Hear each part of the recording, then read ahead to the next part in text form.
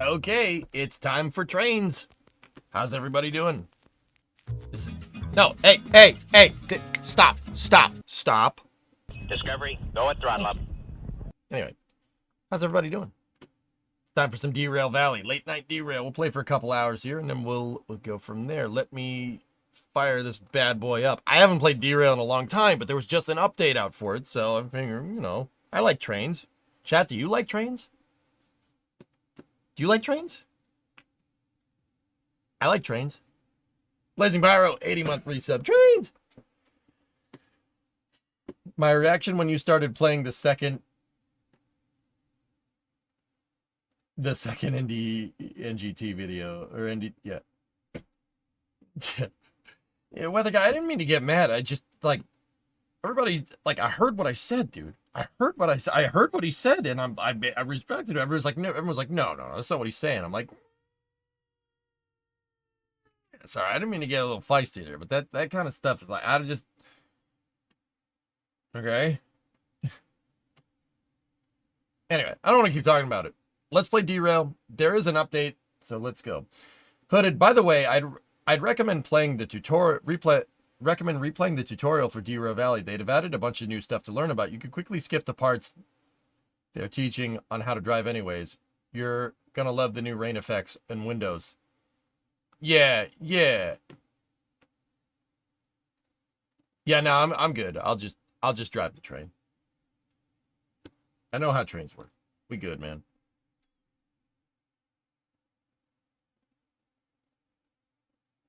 I was considering becoming a train engineer, but became a truck driver instead. Hey, driving trucks is cool. Almost forgot to ask. Did you have a good time in the D? I see you brought the snow. Thanks. No thanks. It hasn't snowed where I'm from, Bob. But yes, I love Detroit, dude. Dude, anytime I get to see gigantic factories, that makes me happy. What does Detroit have a lot of? Gigantic factories. So yeah, always have a good time in Detroit. And my in-laws are pretty cool. Just saying.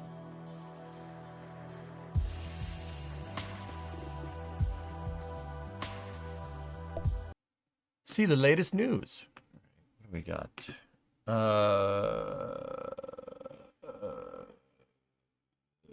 Okay, here we go. B99. The B99 update. New tutorial is not about driving trains, it's about customization and such. Do you think I could watch this video and it would be applicable? Hi. Welcome everyone to our latest Hey Derail Valley Graham! update. Thanks for the super chat. B99. Yeah, I'm thanks, Slobodan man. from Old Future, and I'll show you the highlights of everything new in this rather big release. The update brings numerous improvements in 3 major fields, namely the industries, train customization, and train simulation. We'll start with the most eye-catching highlight, the addition of 3 new fossil fuel industries to the valley. The oil refinery, with its very busy industrial look, for the very first time takes oil-based deliveries north. Yes. From there, it distributes oil derivatives to all populated areas. In the oil refinery, you'll find a lot of new types of buildings, piping, and props. Wait, Bob, if you ever want to see the inside of a modern factory where we build trucks, I might be able to arrange that. What trucks are you building? Hang on one second. We'll look at the oil refinery in a moment. I like refineries. Detroit has a huge refinery. It's really big, and it has an awesome pressure vessel that looks like a basketball. Hired, Bob, what kind of trucks? And Graham, thank you for the $5 super chat. I appreciate it. Marathon. You son of a bitch. I'm in. Yeah, dude. Let's go. I love factories. Dude, I love factories. I don't know what it is, dude. Seeing stuff get made activates something weird in my head. Like seeing a machine build something is like, or just like an assembly line. I just sit there and look at them like, dude, it's some weird like missing link stuff. I don't know what the heck that's about, dude. But factories make lizard brain happy. Yes, exactly. Yeah, I don't know what that's about, dude. But yeah, I could watch cars being manufactured all day. Yeah, all day. Yeah, I could do that for like 8 hours straight, just sitting there watching an assembly line make stuff. Like, yeah, I could do that. Yeah, I don't know what that's about. That's not normal. Or is it? I don't know. You tell me.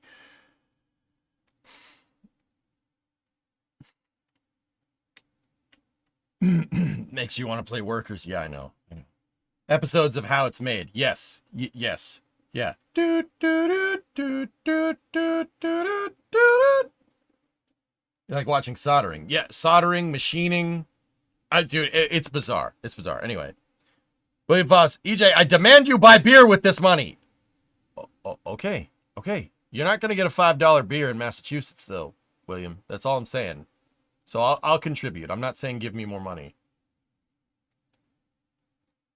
The coal power plant near the machine factory does not produce cargo, but it receives coal all the way here in the far west, where coal has never gone before. This station will greet you with the unique mood of electrical infrastructure and its overarching Neuron cooling activation. towers. Are you more interested in internal combustion engine or EV? I don't care. Yeah, I don't care. I don't care. Like, as a consumer, I like internal combustion engines. Yeah, I know. Boomer stuff. But I don't hate Tesla either. Tesla's awesome. I actually think Cybertruck is really cool. 48-volt architecture is really smart. And Cybertruck is the perfect vehicle to implement that on. That's really smart. 48V architecture, internal combustion engine or electric is the future. That's genius. Tesla's genius for doing that. But yeah, I don't care. If it goes fast, I like it, usually. And plaids go very fast. Yeah, plaids go fast. Those are cool. Soldering, machining. How about CNC controlled FDM solder based PCB printing? Yeah, I could get down on that. I like carbureted engines with no computers. I like those too. Okay, when you're up here, give me a shout out and I will make inquiries. All right. Come to New Hampshire and I'll buy you a proper beer. All right. Sounds good, man. And finally, the new coal mine, named Coal Mine South, ensures that coal deliveries to the power plant and the steel mill are no longer destined to come from the northeast mine alone. Excavator. While these new industries don't introduce any novel cargo types, the old ones do. We've added 16 new cargo types for you to transport, ranging from more food, waste, vehicles, military equipment, and others. Rockets. Now totaling at exactly 100 cargo types, the game's expanded supply chain makes many new connections between stations possible. Rockets and trains. To streamline that, we've also modified some tracks and intersections. Rockets and trains. New routes and shortcuts. These three elements, the new industries, new cargo types, and new tracks, all come together to make the supply chain more fun. Finally, you're able to head for a distant location and seamlessly make numerous pickups and deliveries along the way, ending up with a significant profit without needing to take the same old beaten path. Moreover, this will be further improved with several more industries coming in the next builds, as well as the eventual dynamic supply and demand simulation. Supply and demand simulation. All right. Rockets plus trains. Yeah, I can't lose. I looked at the new Stoke renders during Space News, Ben. Yep. Dad sneeze. Shh. Quiet. To drop you have to transport SRB stacks would be awesome. Yes. In DM, we make Hummers and electric Silverados. In Flint, we make ICE Silverados and Sierras. I was just at that factory, Bob. Yeah, the assembly in Flint, that's off of, what is it, 23 and 59? I think it was 59. It was something else. What's the name of the highway that goes east-west through Flint? 69. I was close. No, the Spoon, the other side. You go up 23. You go up 23, you eventually get to that huge freaking plant. Yeah, I was just there, Bob. I drove by it because, truth be told, I drove by it because I'd never seen Flint before and I wanted to see it. A lot of open fields. Did that make EJ mad? Oh, yeah. There were factories there at some point, and there's not now, and that's not cool. I don't like that. That makes EJ upset. You wanted to see non-potable water. You know, I knew somebody was going to make the joke, RB. Why am I not surprised it was you?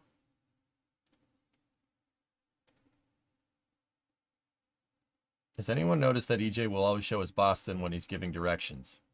Shut up. To deliver the more sensitive types of cargo, you now need to have the Fragile license. It's intended as one of the early game goals, costing only $10,000, and makes a good investment because even though it bumps up the copay a little, the Fragile orders now also pay more. For highly expensive but sensitive cargo, trains helping trains. This can be rather lucrative. This build also introduces a new car type to the game, a closed hopper, which is used to deliver grains and flour from the farm. Cool. We've entirely redesigned the schematic maps. They are now more informative about station facilities, such as water towers and locomotive spawn points. The maps also better represent the stations in terms of proportions, now more closely matching their actual top-down shape. The yard orientations are more coherent, and the compass icon matches the handheld compass needle, with all of this hopefully making navigation more manageable for beginners. The main reason for the map redesign is a whole new feature, the remote operation of switches. This can save a lot of time when shunting, especially in realistic difficulty where a lot of walking would be involved, and it makes the experience generally more immersive and seamless. While this can be of great help, it's also intentionally made not too easy to use.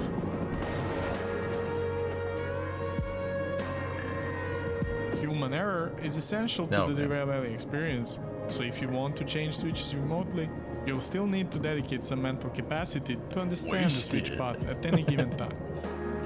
Remote switching using schematic maps is not available immediately from the start of the game. Rather, you must unlock this ability by buying the dispatcher license that costs, again, $10,000. Cool.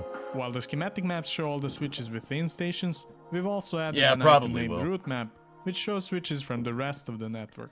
These switches can be remotely operated too. Cool. In addition to the 3 new industries, we've added a new city too, City South.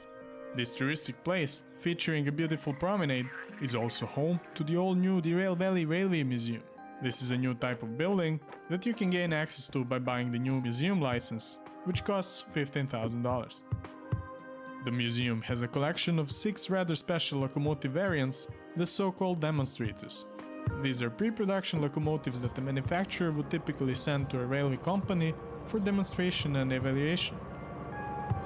In the past, the Derail Valley Railworks and Transportation Company received demonstrators too, before ordering the fleets of locomotives that we see in stations today. Their demonstrators were then given to the museum. However, as the Derail Valley economy plummeted in the meantime, the museum and its vehicles were highly neglected. Buying the museum license gives you the option to restore this historical collection and use the demonstrators as your personal vehicles. They look different, never despawn, can be permanently customized the way you like, and more than anything, motivate you to earn money even after you've unlocked all the licenses. Now, those benefits sound great, but it takes a lot of effort to restore a demonstrator. First you must find one, re-rail it and tow it back to the museum. Then you must fit it with missing parts, repair and refuel it, before finally giving it a paint job. The whole process takes quite a bit of time and money to do, and can be tracked at each locomotive's info panel. Note the demonstrators are not covered by the DVRT insurance package like regular locomotives, so when you use them you'll have to pay for all of their maintenance. Now, we're already familiar with how to do rerailing, towing and manual servicing, but what about those missing parts? That's right, each one of these abandoned locomotives has missing parts that you need to order from the museum's own office and bring using one of the 2 new types of work trains called utility vehicles. Utility flat car comes bundled with the museum. It can be hauled just like any other car, but it can only transport train parts. I know what that is. That's an Alco 261.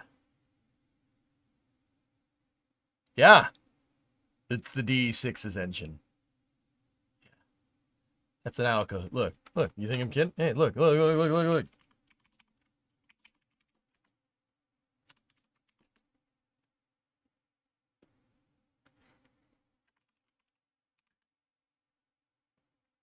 Yes. Yeah.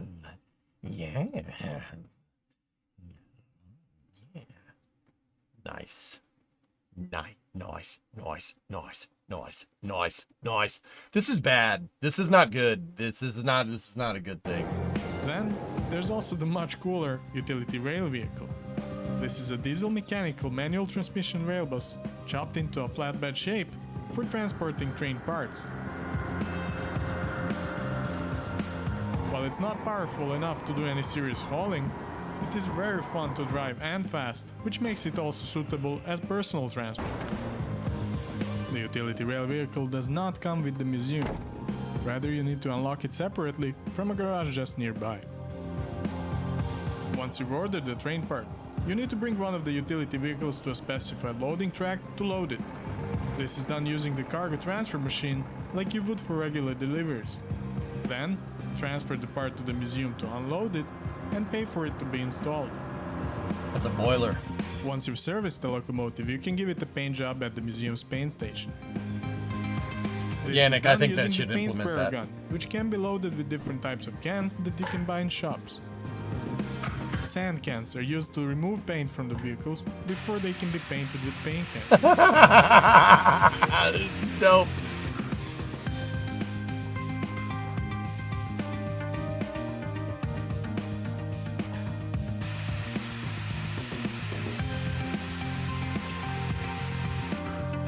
Alright. In B99, we've included 2 types of paint cans, which are essentially themes DVRT, and Demonstrator. The more affordable DVRT cans will paint vehicles to the Derail Valley railways and transportation colors that we are all familiar with, but giving them a pristine look. The more expensive Demonstrator cans will instead paint the vehicles to the unique paint jobs that these historical pieces originally came with. The body and cab of a locomotive need to be painted separately, so 2 cans are needed to complete the vehicle, and you are allowed to mix them. Lastly, as you would expect, painting can only be done on the museum locomotives. DVRT rolling stock is out of your reach in this regard. Other privately owned vehicles might become paintable too in future builds. Now, for all this restoration business to make sense, there's something more.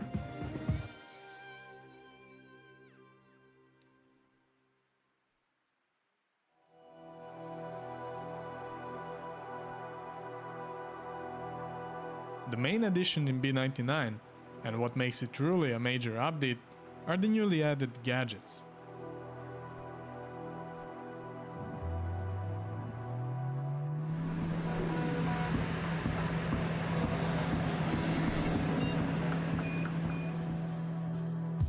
Gadgets are various pieces of equipment that you can buy and install to locomotives to enhance their usage. There are 20 types of gadgets in this build, plus the numerous color variants. Whoa!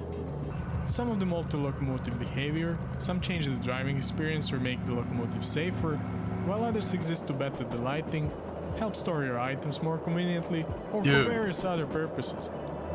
This is Where bad. you place the gadgets and how you use them is entirely up to you. One of the very useful gadgets, for example, is the distance tracker. It lets you know exactly when the end of your train has passed a certain point without needing to leave the cab. This, in combination with remote switching using schematic maps, makes a lot of rail operations smoother and more fun. Gadgets, like regular items, are bought in shops around the map and can be pricey. In fact, there's 60 new items available in shops, tripling the previous amount. Because of this, we've entirely redesigned the shops too, now looking a lot more like actual stores full of products, with all purchasable items sitting on the shelves in their physical form. Dude. The gadgets you buy can be installed to DVRT locomotives. However, if the locomotive despawns, the gadgets from it will go to Lost and Found. Since gadgets cost time and money to install, that is not ideal. This is where the museum locomotives come into place. When you own a private locomotive, you can safely customize it all you want, and the gadgets inside it will never despawn. Yeah, Hooded, I got Since you. you are a trained engineer in Derail Valley, we didn't want you to just slap on gadgets and call it a day. Instead, the installation process is highly interactive, where you actually need to secure mounts, solder connections, do some electrical wiring, and tweak the gadget settings to your needs before you can use them. Oh, shh. Let's go into these steps one by one. First, to install a gadget, you need to fit it to an appropriate mount. You can usually find the fitting mount just by eyeballing its size. Mounts exist in different shapes so that they can be placed on different types of surfaces. Once you place the mount where you want it, you can secure it in 2 ways, either using an electric handrail or duct tape. Drill mounts are highly durable, but can only be done on select surfaces. Taped mounts, on the other hand, can be placed anywhere, but the train collision will knock them off. Super. Once the mount is secured, you can attach the gadget to it in an orientation of your choice. Oh. If the gadget requires electricity, you'll need to connect it to the electrical supply using the soldering gun. Finally, optionally, if you choose to install any controllers that let you toggle gadgets on and off, you can use the crimping tool to wire them up, and this way further customize the usage to your liking. Wait, back that up. Control is the electrical supply using the soldering gun.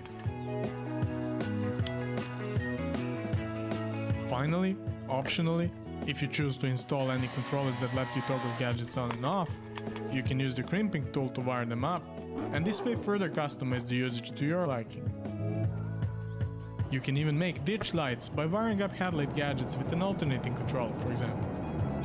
If at any point you need to remove gadgets and mounts, you can nudge them with the hammer and they'll safely fall off. You can then repair any remaining drill holes using the filler gun. To install gadgets, you clearly need a lot of equipment at hand. Tools, mounts, gadgets, you name it. So, instead of making you carry all that with you, we've expanded the functionality of what used to be known as a lost and found shed to what's now called a tool shed. While the desk inside still serves as a place where your lost items will spawn, the rest of the shed is now a permanent item storage unit. You can neatly arrange a wide variety of items in the shed, and that's exactly where you'll find them the next time around. Being an engineer in the game, we also wanted to encourage you to stick to one gadget layout rather than changing it on a whim. The way this is accomplished Well guys, we lost him. is that to solder electrical connections, you need to consume a soldering wire reel. A single reel costs $200, which isn't too bad considering the Derail Valley economy, but the costs will add up if you make repeated changes. Now, of course, if you want to mess around with this stuff without any costs, you can do so in sandbox mode. Installed gadgets can be interacted with from the external view with the soldering wire reel. A single reel costs $200, which isn't too bad considering the Derail Valley economy, but the costs will add up if you make repeated changes. Now, of course, if you want to mess around with this stuff without any costs, you can do so in sandbox mode. Installed gadgets can be interacted with from the external view too, using the new driving UI extensions. Nice. Before we move on to topics beyond items, we've added a few more. Flag markers in many colors that can be used to help visualize particular train cuts, for example, and the handheld gaming console. Nice, Game Boy.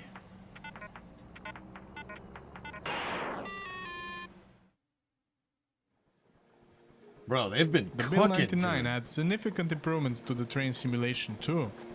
In particular, our goal was to finish everything that remained to be done regarding steam engines. So let's dive right into it. Steam engines are now significantly more complete and behave closer to how they would in real life. To start with, coal combustion has received a notable rework. Some of this was already done in the previous build, but it's important enough to recap here too. When you think of coal particles leaving the firebox in the form of smoke, you probably think of them as being fully burned. However, that's not necessarily always the case. The coal can burn inefficiently, where it releases particles to the atmosphere which still have unused energy in them. You may already be familiar with the smoke color being a good indicator of combustion efficiency, and well, the black smoke is black because it literally contains unburned coal particles. So there's two factors involved in combustion efficiency. One is the amount of coal in the firebox, and the other is the availability of air.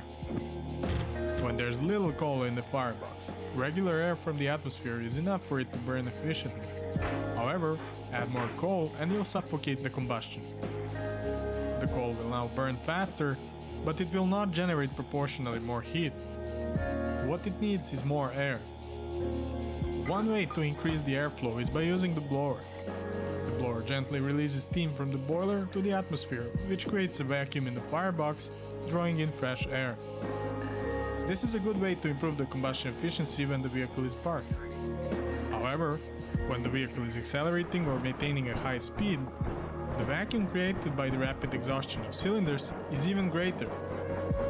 In this case, we should keep the blower closed and add more coal to the firebox to use the available airflow to its fullest potential. It's pretty good, man. For fine-tuning of the coal level, we recommend using the expert shovel, which you can buy at the goods factory. Next up, we've greatly expanded the time it takes to heat up the steam engine boiler from scratch. Rather than having to sit it out, there's now new tasks for you to do to prepare the locomotive for running. Previously, to lubricate the running gear, you simply needed to open a single valve. That valve is now gone, and you need to do a couple of new things. Let's start with the automatic lubricator. The role of the automatic lubricator is to maintain oil level in the bearings. It does this by adding a little bit of oil with every cycle of the running gear. When the oil is already in the bearings and the vehicle is in motion, the oil level remains high. However, if the vehicle is sitting still, the bearings will eventually dry out. This means that a locomotive that hasn't been driven in a while needs to be lubricated manually. Oh, cool. For bearings that are within reach of the automatic lubricator, this is done by cranking a handle on the lubricator until the oil level in the bearings is full. However, there are also bearings that the automatic lubricator can't reach, and they too need tending. You'll find several of these oil cups You have to grease the zerks. Oh, that's cool, man. distributed around the locomotives. If you open the cap, the oil level inside is presented to you. Bro, it's summer car with Using trains. the new item Oh, called no. Oiler, which you can buy at any shop, you can refill these cups. Bro, it's summer car with Make sure to trains. Fill them all.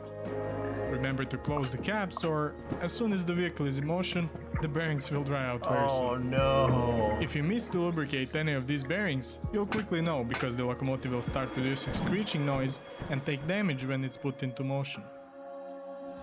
Moving on, the steam chest simulation has been revamped and now significantly improves the experience of driving steam engines. When the regulator of a steam engine is open, steam is admitted from the boiler to the locomotive's chest. It is from here that steam is further supplied to the cylinders. Steam in the cylinders then pushes the pistons, which leads to the wheels turning and propelling the vehicle.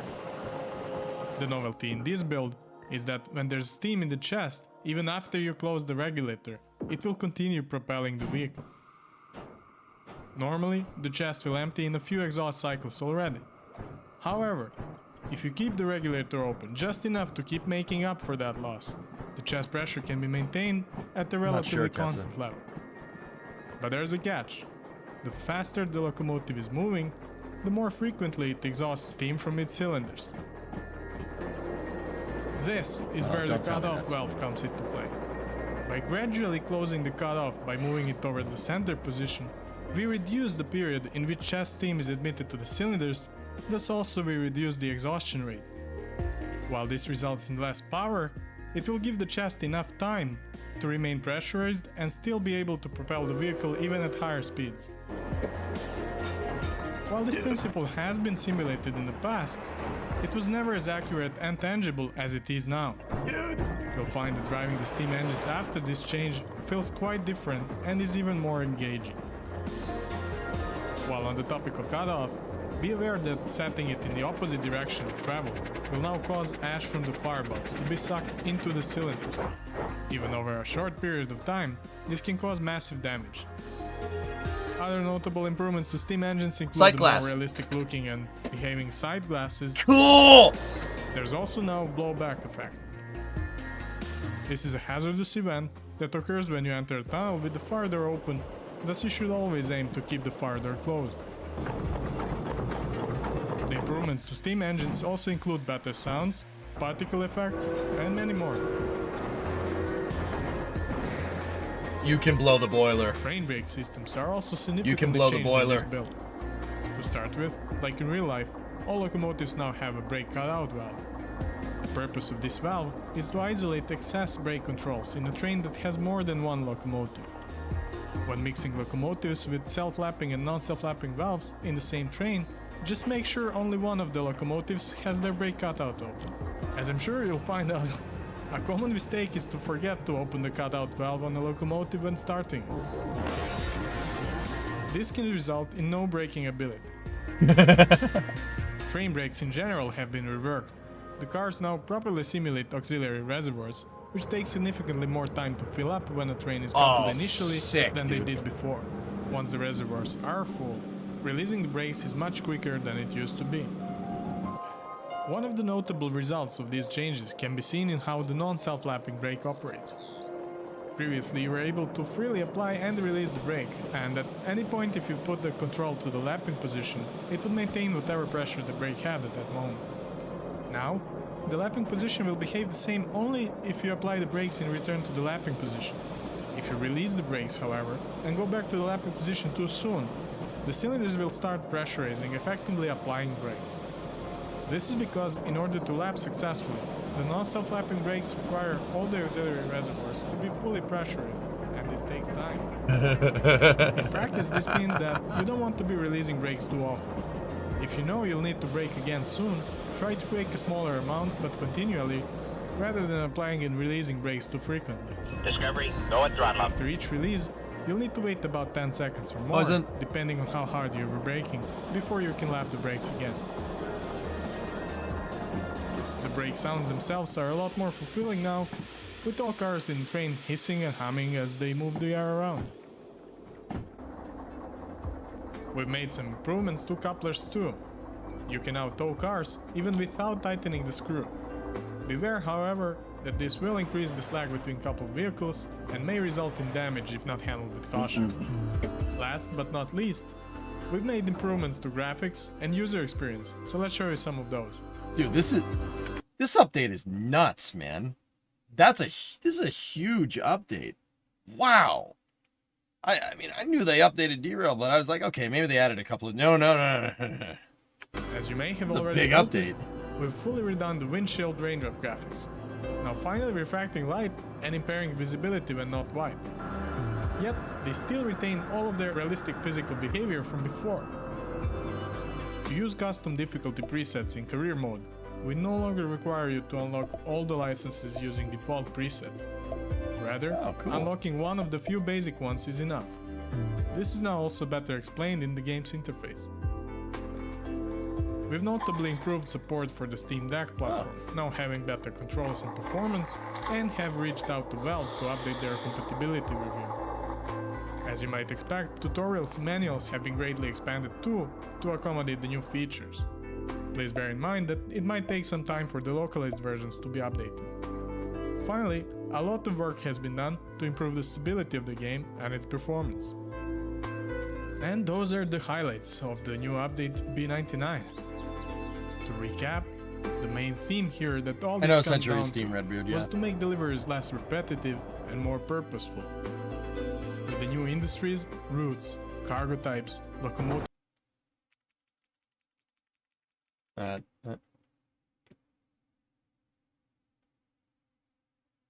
Military helicopter with a single turbo shaft. Okay. locomotive restoration, gadgets, and simulation improvements, we hope to see you find dozens, if not hundreds more hours of fun to be had in Derail Valley, while we continue to work on more significant improvements. For more detailed information on what's in this build, and there's a lot, please see the full changelog linked in the description. You'll notice that we've also moved the changelog online. We hope you'll enjoy Build 99 and are looking forward to seeing your locomotive builds and feedback. We'd like to give a big shout out to our beta testers and translators who have been tremendously helping finding issues in this but also previous builds. And we would also like to thank you, our community, for all your support over the years. You guys make this possible. Thank you so much. With that, we'll see you next time with more updates. Okay, yep, saw what I wanted to see. All right, cool. Continue.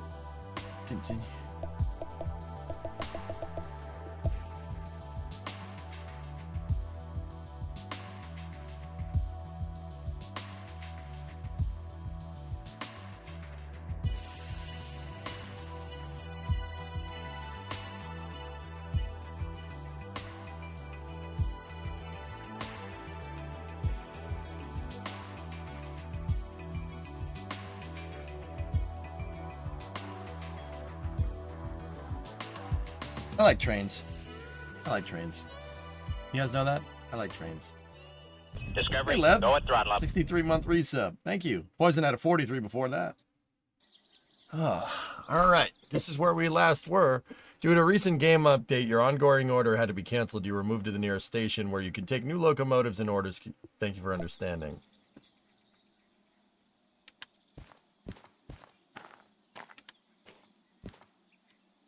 Oh. Go get that pickup truck train.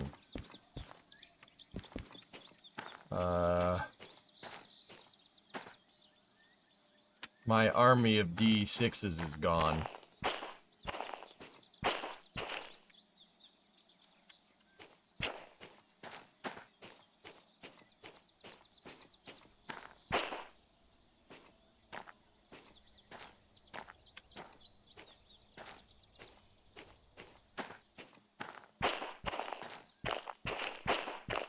All right, Forrest. See you, buddy.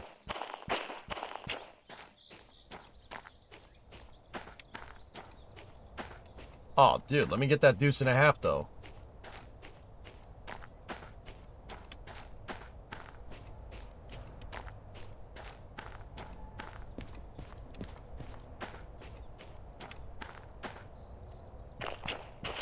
Two D4s.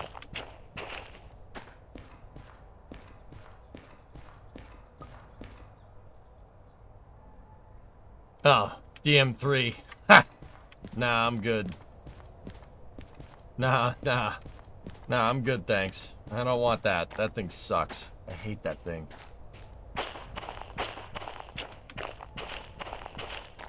Where are we?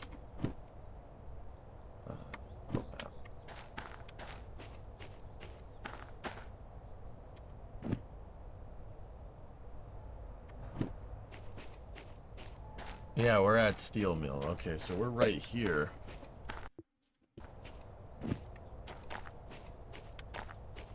Man, where's my DE6s? Man.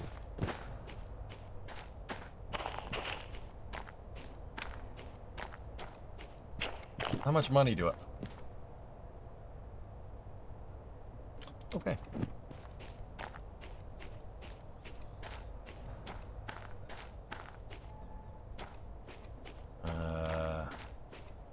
Okay.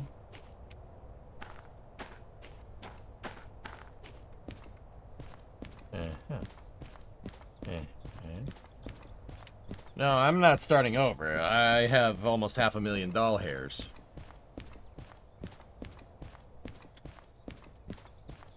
This is my old save, Gaw. Yeah. I had 3 DE6s, and I was moving, like, mile-long freight trains. Or, well, as long as it... Oh, balls.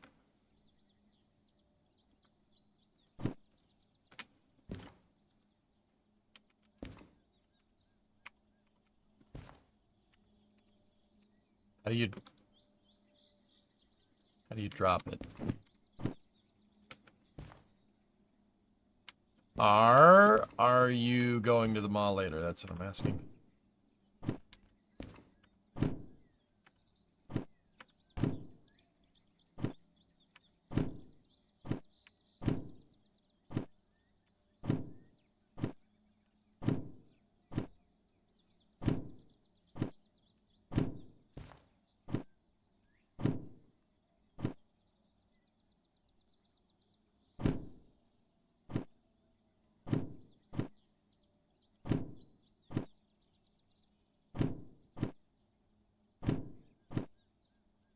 Oh boy.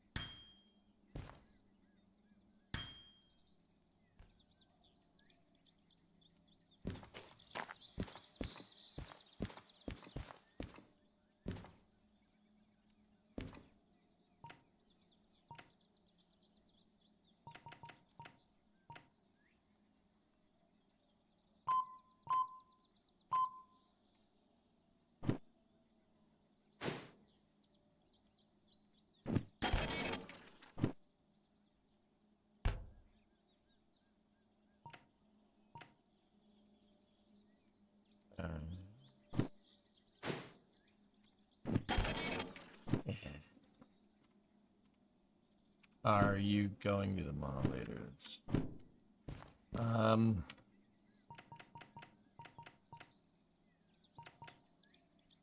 Yeah, I don't care about that. Yes.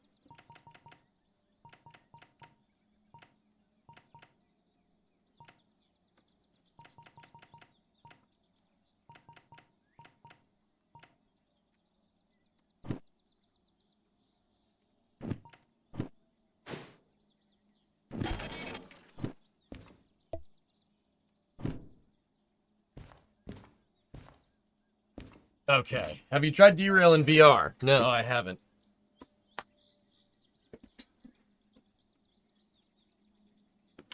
Hey, EJ, quit messing around in your tool shed. Oh, is that the boys' tool? What? Hey, never end a sentence in a preposition. Whose shed they were tool off whack in. Wicked shirt, man. I'm on a mission from God. Thanks, mate. Okay. Oh, A4. Where's my letter paper, damn it? A4. What the hell's that about? PC load letter? The frick does that mean? Tools shed off, they were whacking.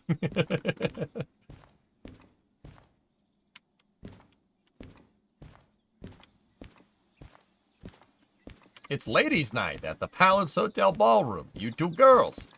Tell your friends. I think, how much you want to bet from worker, we can figure out what all these cars are from Workers and Resources. Well, that's a Mercedes, I think. Yep. No, could be a Volga. Lada. Or a Fiat 126. I mean, pick one. That looks like a Skoder. Skoder.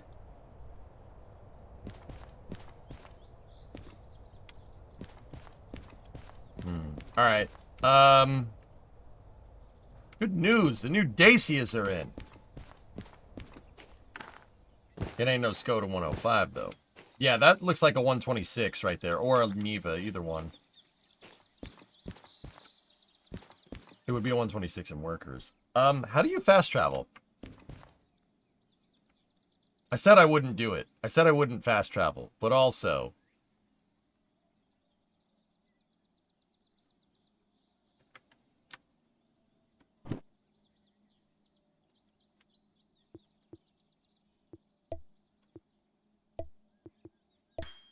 Ding.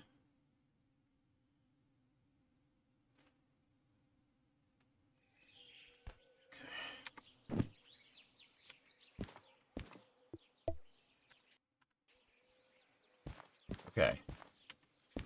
Hey, all right. Ding. Rides are done. Yeah, Brimo, we like trains here. Hi. I love you. We like trains. Are you going to the mall later? That's what I'm... No, I'm not going to the mall. What do we got over there? Volkswagen. I don't even know. Nissan, maybe? A Datsun? Is that a Samara? Really? What a piece of junk.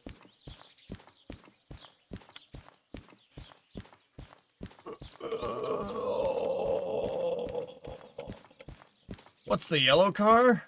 Bro, is that an FC? Yo, that's an FC. No way. All right. All right. De Madu, Festavu.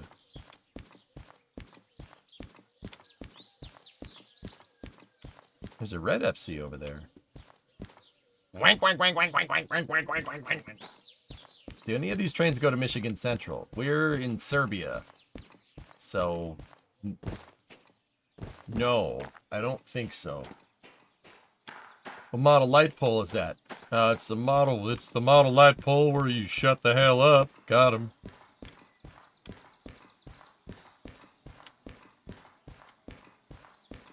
Oh. Brimo, you know that big plant in Flint that I made us drive by? Yeah, we might be touring that soon. Just thought I'd let you know. I might have to go back to Michigan. I know, right? Look at this. This is nice.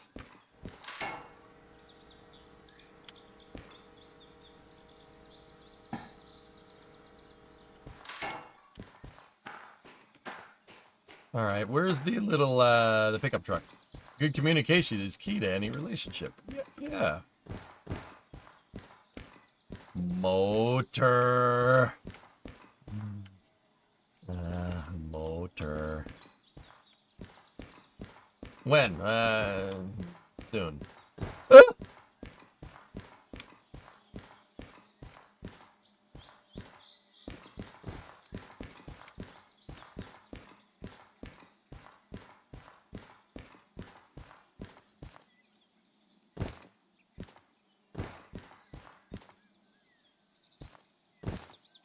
Stop motorboating the motor?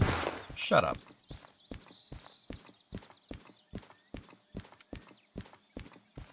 Okay, where's the shop? It's weird. It's a motor. It's in the name.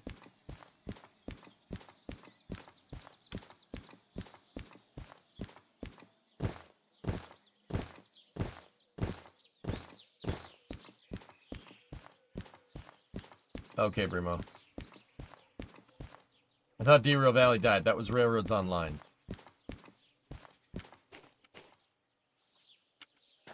I don't play RRO. It's a blue building. Okay.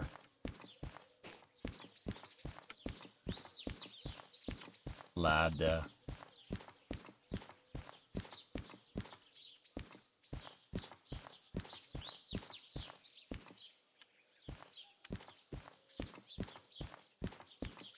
We need the shop for the key. Tessa, do we not? Brown houses are so cool. Agreed.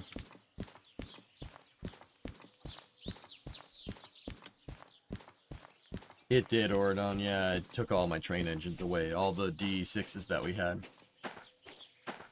I don't think there's a shop here, or I don't know.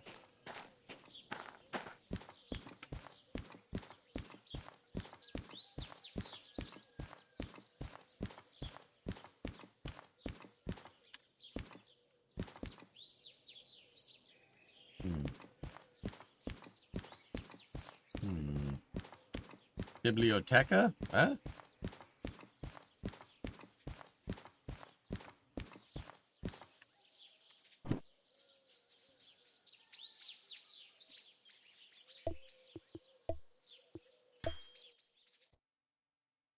You said MF, Dink? Alright, we'll go up there.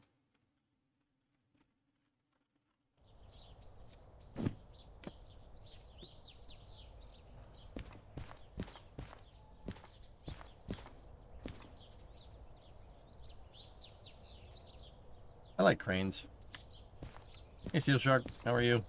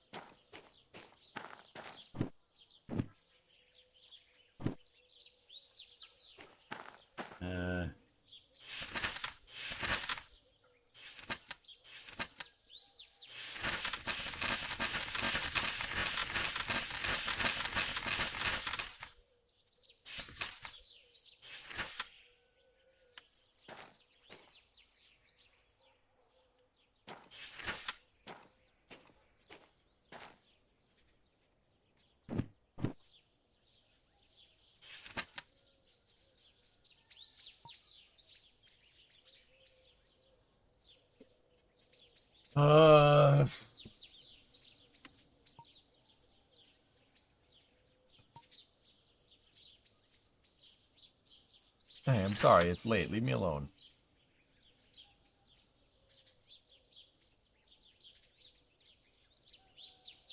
Eh. Okay.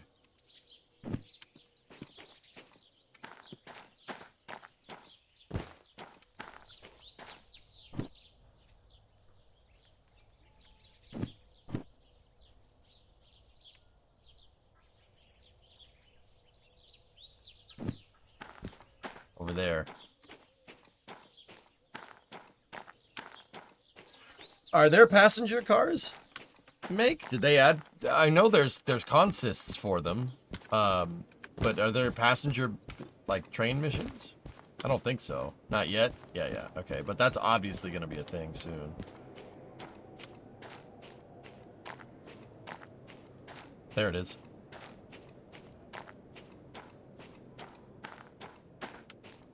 No passenger in game. That is a mod right now, though. Yeah, that's cool, I guess. Volkswagen. Primo, look. Primo, look. Hey, Beetle Hood.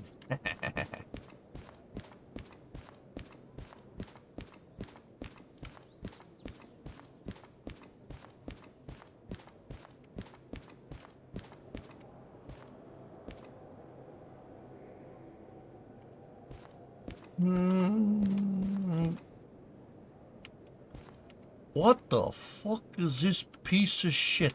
Oh, alright. Things to buy. I was brushing my teeth. What am I looking at? Blue.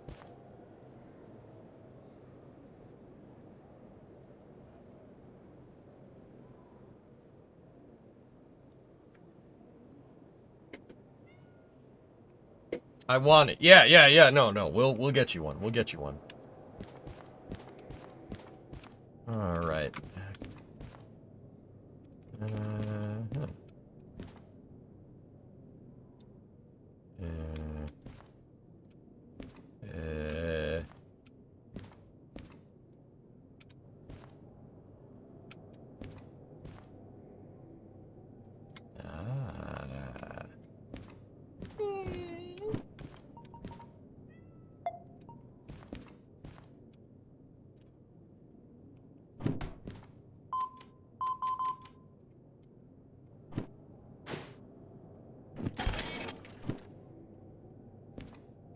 Shut up.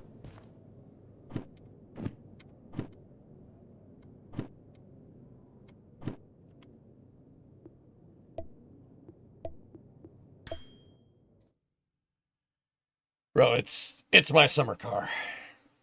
Not buying anything else? No, not yet.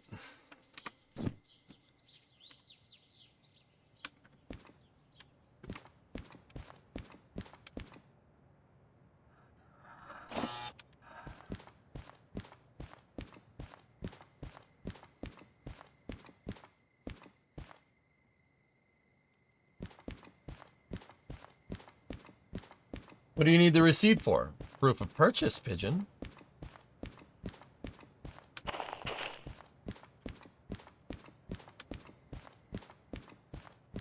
Yeah, Garfagon, we watched the tutorial vid to start here. Yeah. My summer train. Here. I can.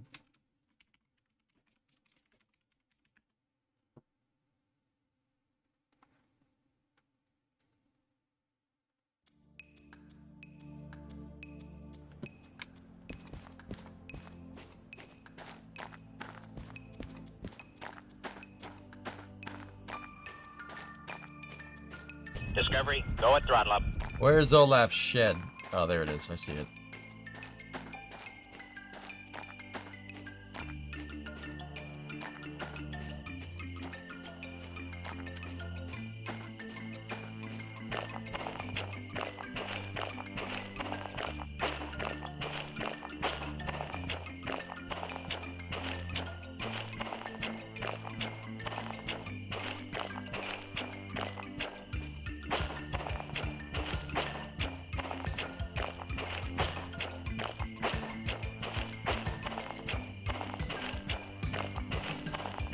Oh, I still have it. All right.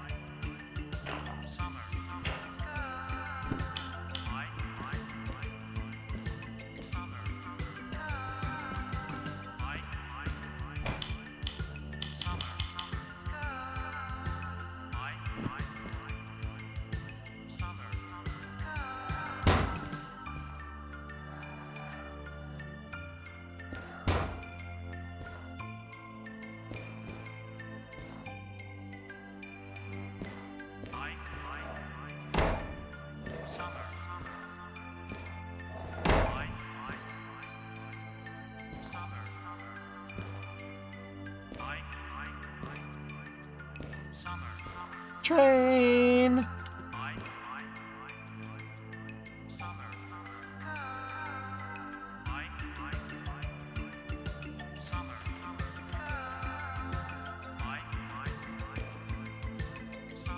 Where's the breaker? You gotta power up the loco. Gotta find the breaker, but there's a problem. It's dark.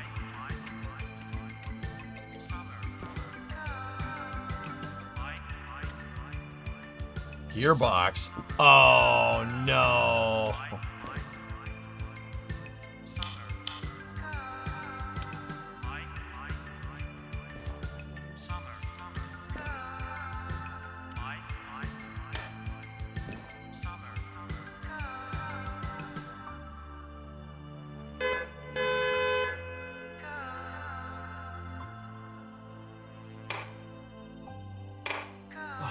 God.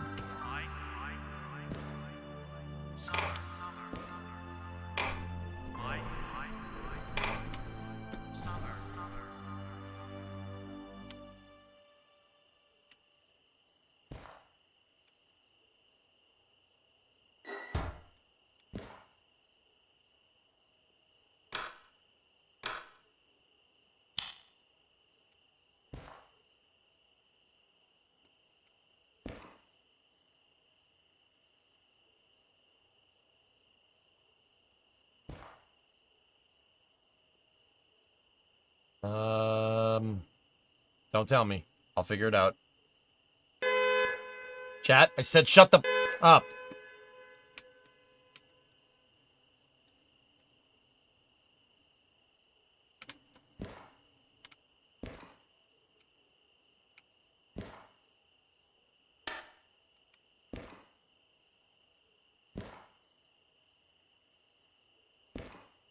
Give her some sand. No, you.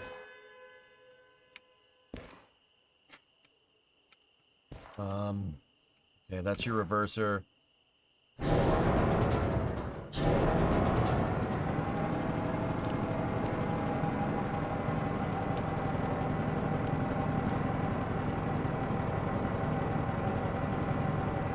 Got plenty of sand. Full tank of gas, half a pack of cigarettes. It's dark out, and we're wearing sunglasses. Hit it.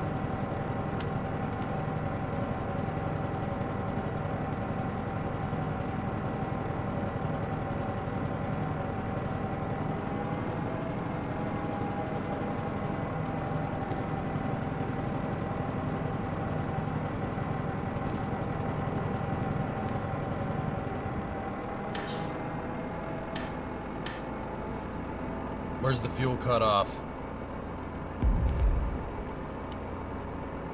Shut up, God, you jerk.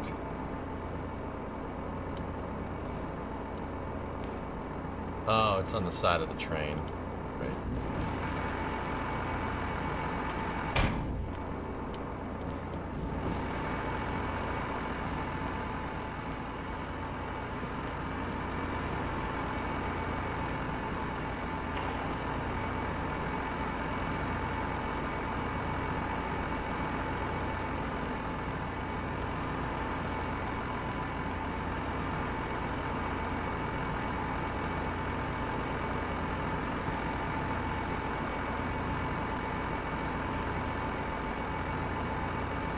Am I dumb? Oh, there it is. No, that...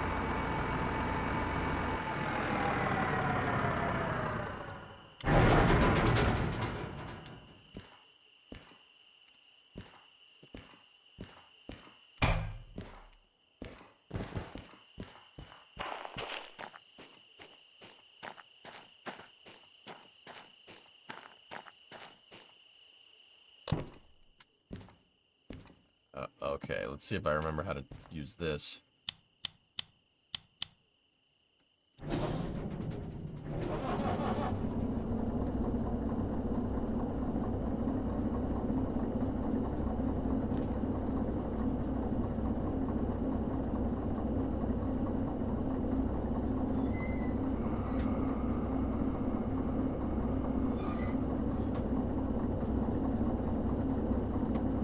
It's Russian garbage that was modded, okay.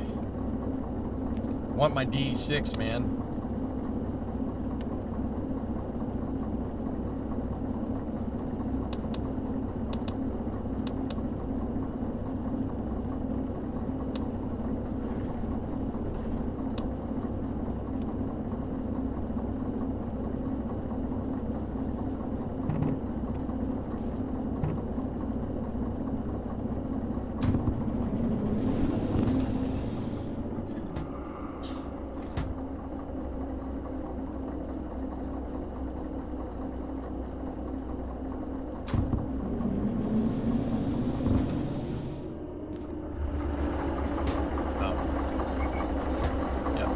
brakes are still on.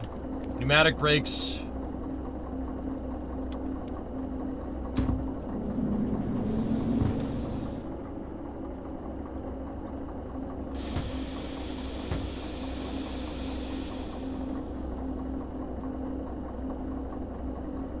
Yeah, they're still engaged. Yep, okay, we're good now. Yep.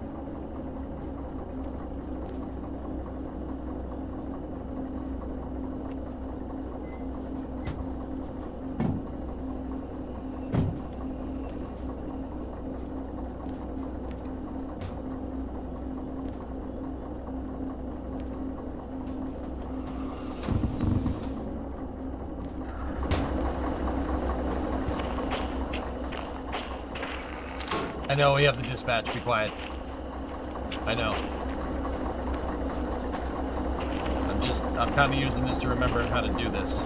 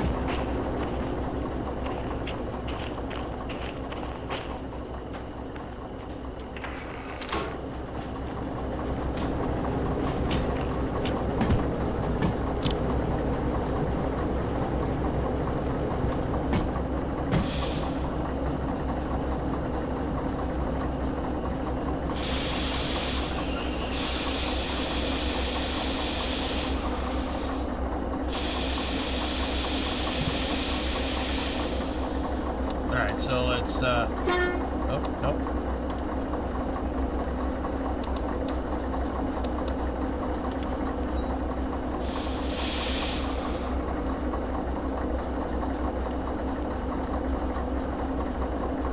Okay.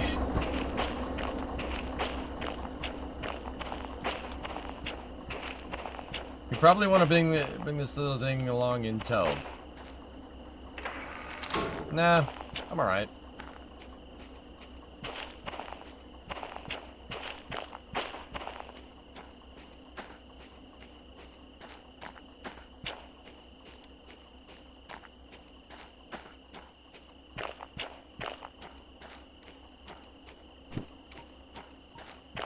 Oh yeah, you can use the radio. I forgot about that. Thank you. Don't let Ed see you ghost riding the whip. Yeah, I know. That's a huge no-no in real life. I know. Alright, Graham, see ya. That horn blows. Yeah, it's pretty bad. Alright, so let's, okay, so shut up.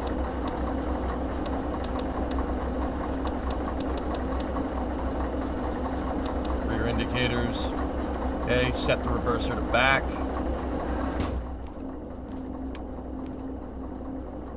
Okay, release the independent brake.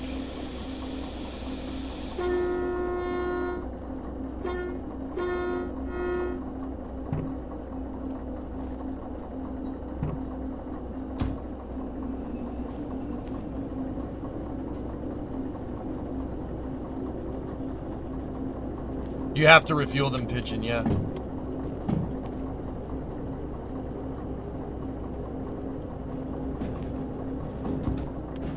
Okay, that's enough. We can coast.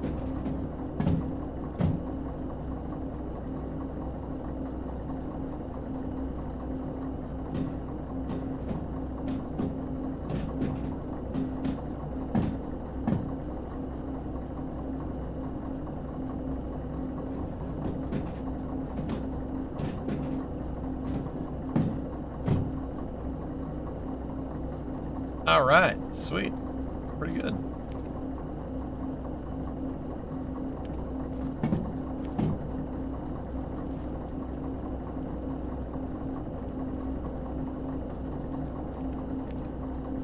Cool. It's been a while since I played, but I remembered how to do most of this. I just want my DE6. I want to go find the junk DE6. Any hints on where that might be, guys?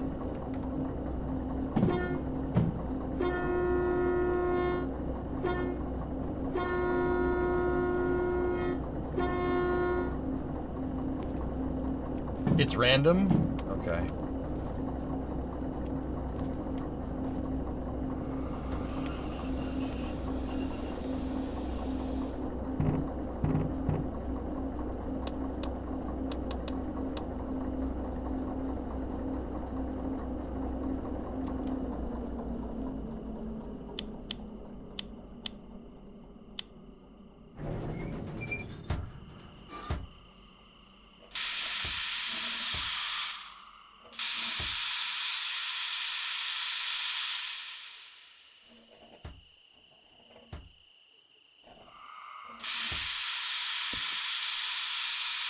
It's generated within the world file. Alright, well, let's take that weird pickup truck locomotive on a fantastic voyage.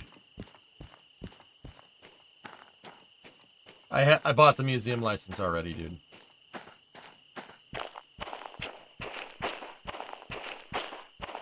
They are all within 50 meters of the stations. Oh, I didn't see that. Yeah, don't worry about it, dude. It's all good.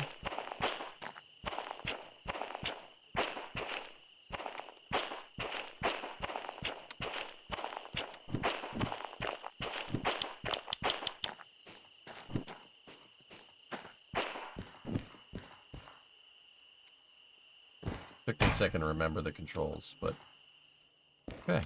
All right, so oh no, you got a circuit for the starter, electronics on.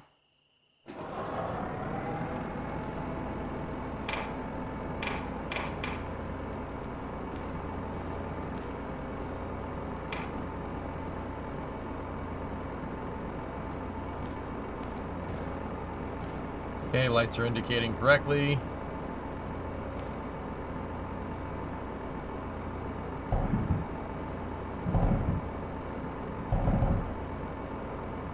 Shift it into first.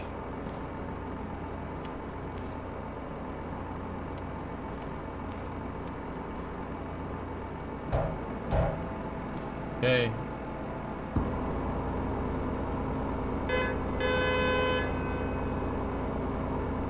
Oh, where's the mechanical brakes? Hold on.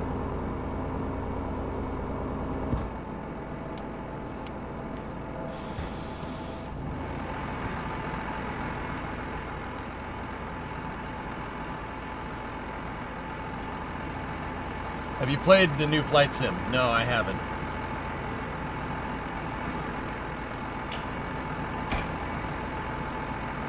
Oh, mechanical brakes are right there. Alright, excellent. Sorry, I don't know this locomotive. Okay, cool. Forward, first gear. Brakes released. Okay.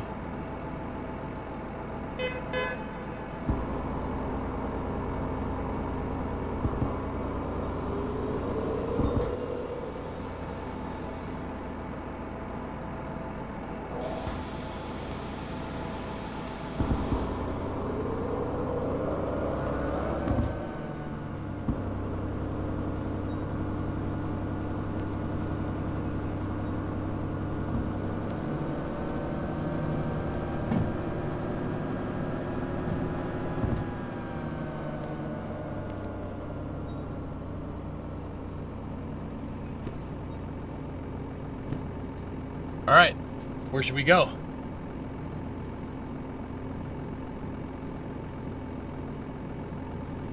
Where do we go? What do we do? You want to go to the harbor? That's where I used to find DE6s. All right, we'll go to the harbor then.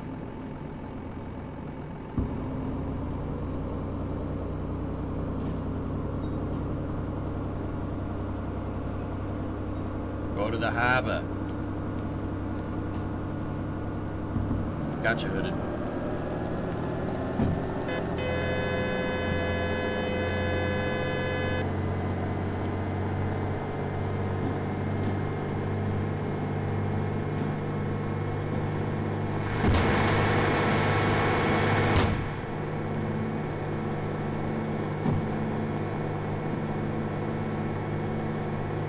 You know, this thing is making a. It's. Oh yeah, wait, we gotta shift it.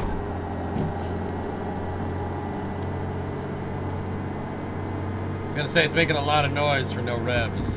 Throttle off, shift gears, throttle back up.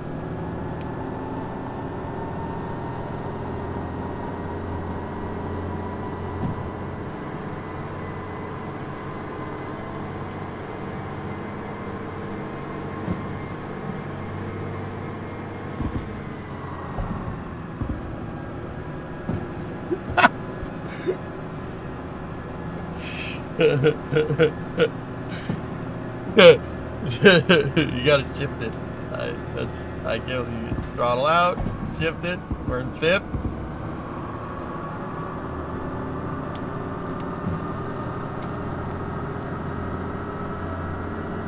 Okay, 60 miles an hour is plenty fast.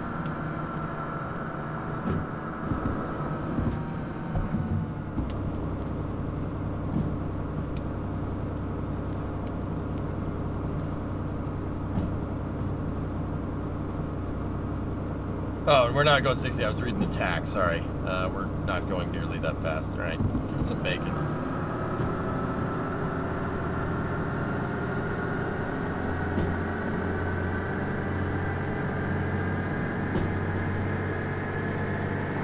All right, that's fine.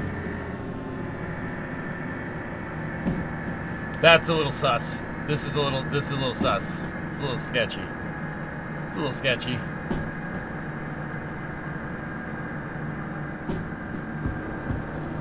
What the hell is a kilometer?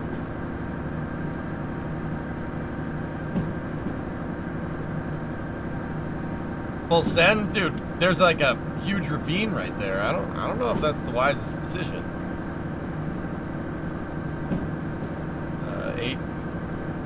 8 down, 8% grade? I forget how to read the signs. Oh, crap.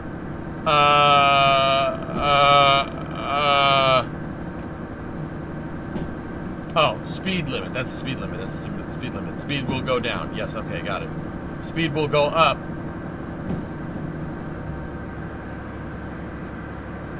It's 50 right now. Floor it. Floor it. Floor it.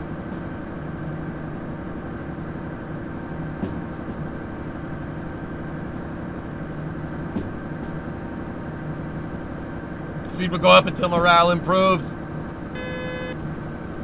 Eyeball, we got places to be.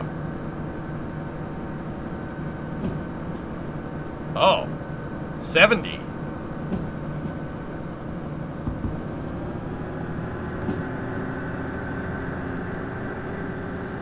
Floor it. Floor it. Floor it. What I learned today in boating school is blankety, blankety, blank.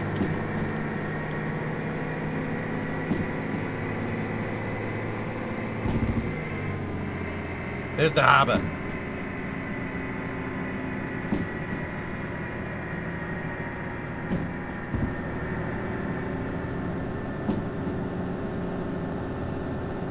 Okay, 300 meters. There's a Y, speed 60. Let's get this out here.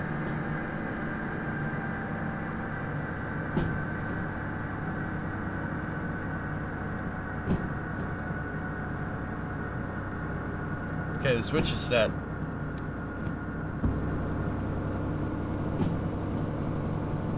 "40 kilometers, we got a tight corner.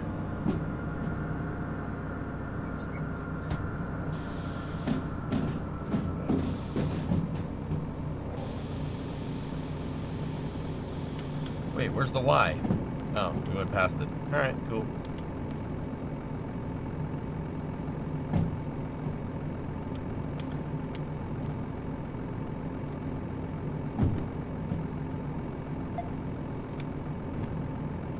You're the Y. Discovery, go and Me? throttle up. That 8 meant 80 is the speed limit. Yeah, Angie, I got you. Thank you. Yeah. I used to know how to read them all because I got pretty good at this game.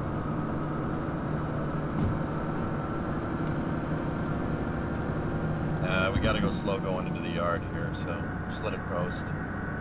This game does have VR. In fact, it's meant to be played in VR. 1.7% grade.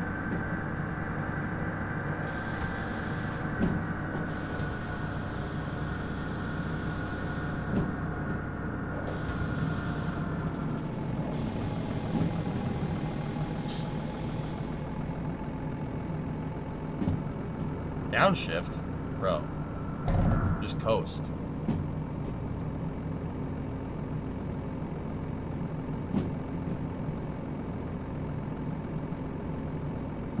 I want my D6. I want my... Y 300 meters down. So you got a 0.6. Okay. All right. Sum it down now. Sum it down now.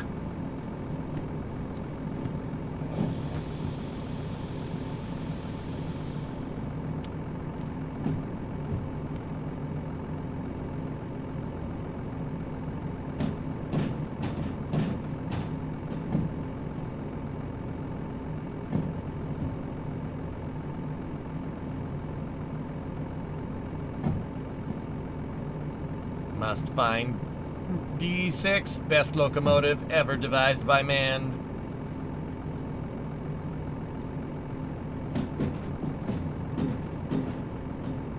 Next right is trains.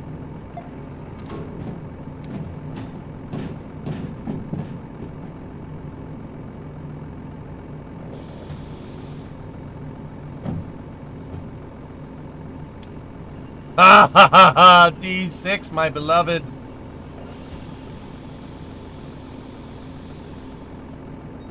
There's an add-on for this thing via the radio work train.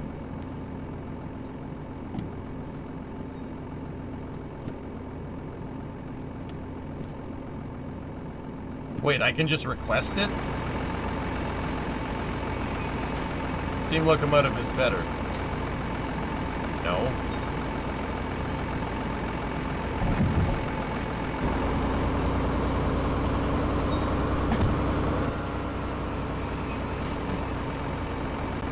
If you own it, you can request it. Oh, that's kind of cool.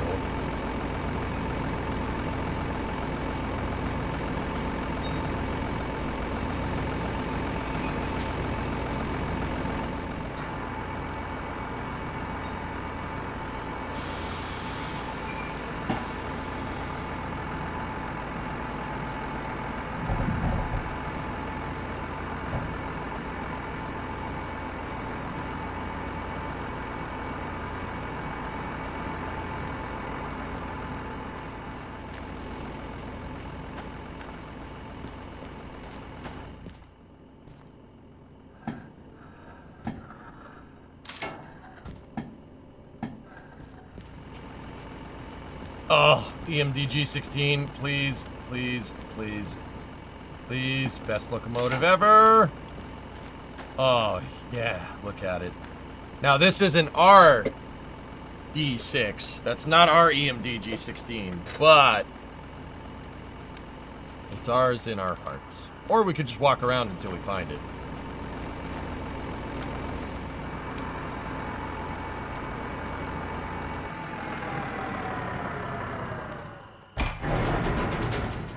Man, that diesel sounds like Dookie.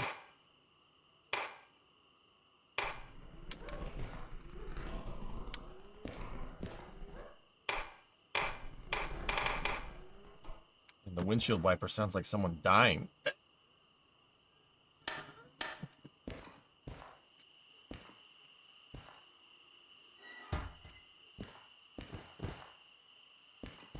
Is it an export SD40-2? No, it's the predecessor to it, Jared. That's a EMD G16. Yeah, it's a G16. That's like it came before an SD40, but it's made by the same company.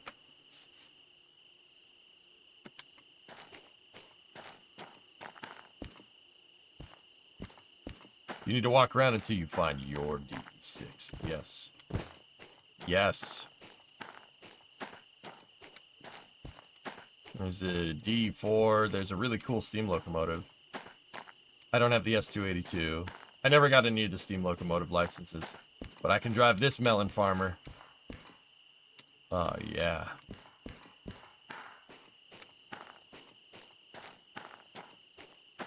You'll be able to request the demonstrator locomotives once you restore them. Oh, cool, NG. All right. What about this trailer? Can I take this?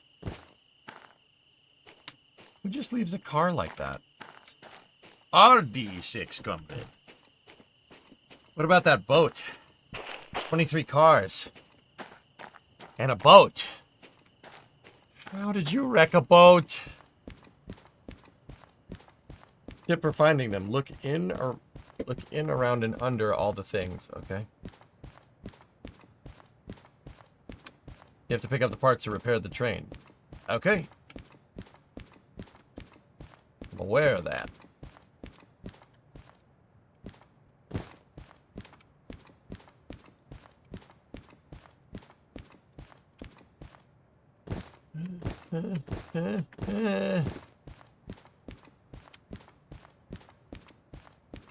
Right, Facha? What about that? Remember, there are more stations than those derelict locomotives. Why didn't you derelict my gas tank?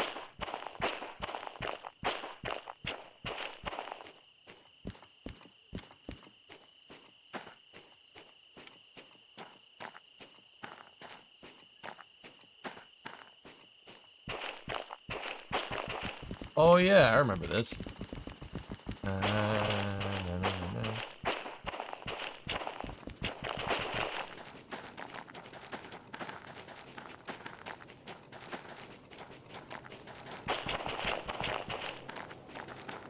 I can't teleport very far because I have it's the difficulty settings.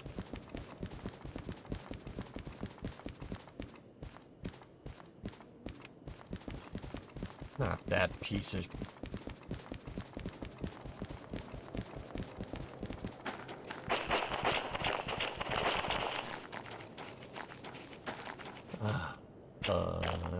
this is a DH4. This is pretty good.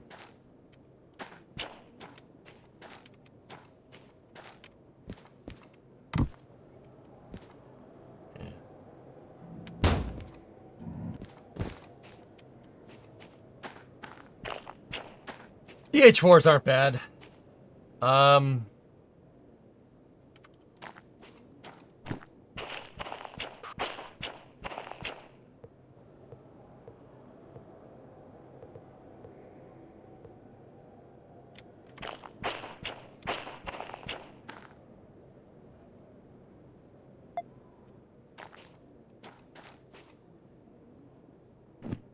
We should re-rail this. Hold on.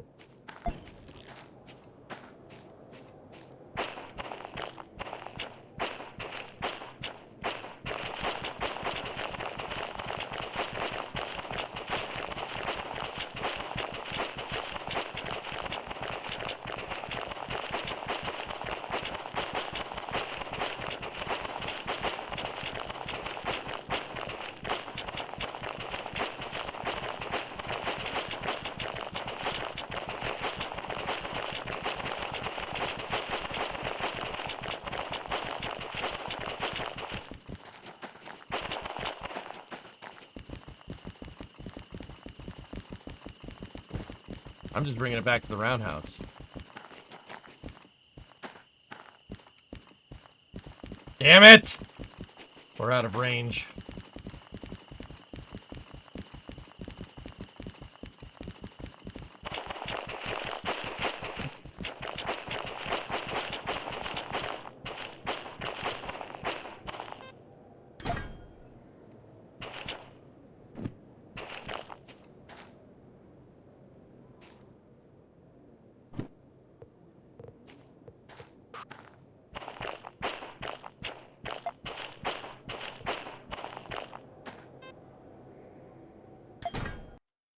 Cost $1,000 to move this? Alright. Alright. Whatever. Or is there another one down there? Is the utility vehicle persistent?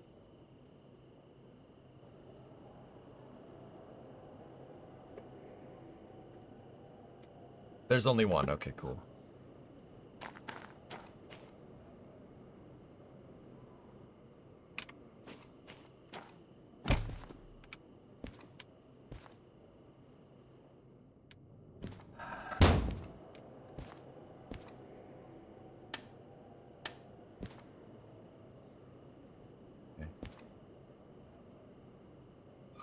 Brake cutout is disabled, so we cut in the brakes. Pneumatic system is pressurized. Let's give this thing a mint. Set us to reverse. Speed 1. Rear lights.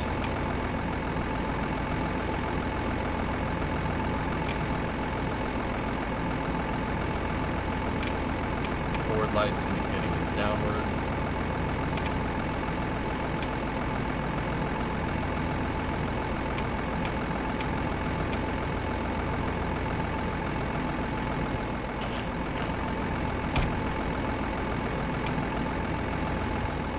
Yep.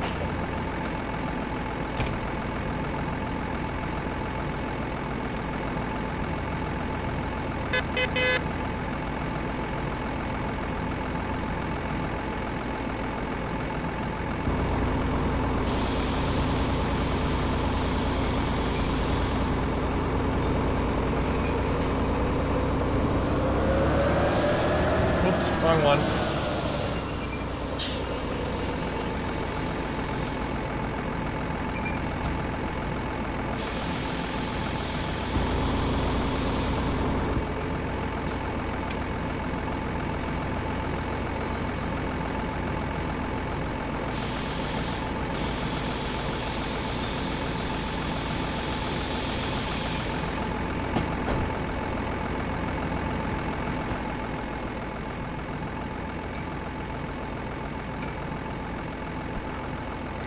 Okay. Now what we gotta do is we have to We have to give the train pneumatic pressure. You need pneumatic pressure to get the train to release its brakes. Trains have an inverse pneumatic system. The only way you can get the brakes to release is if you pressurize the system. Pressurizing the system releases the brakes. If you lose pressure, the brakes go on. It's a safety mechanism. It was developed by a guy by the name of George Westinghouse. Yeah. So if you ever heard Westinghouse, it's an industrial company. Wabtec. Westinghouse Air Brake Technology. Wabtec is still a huge corporation to this day. It's like 200 years old or something. Well, maybe not 200, but you get the idea.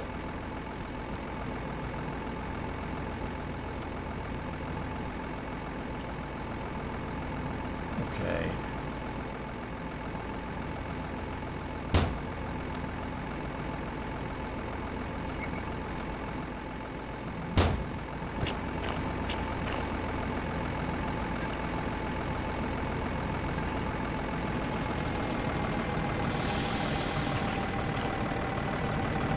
So this thing went under load here for a second because it's rebuilding pneumatic pressure. Yeah, see?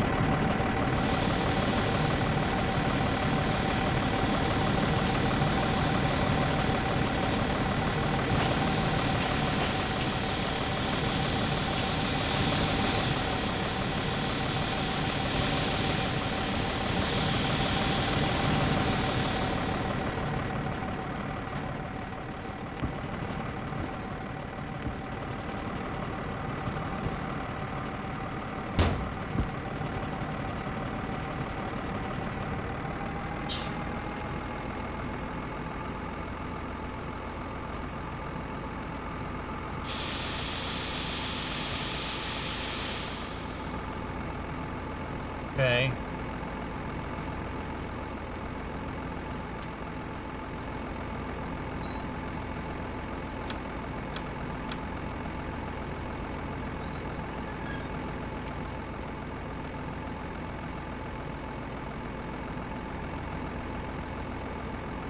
Yeah. We're not starting this anytime soon, but we could still give it some electric. Horn still works.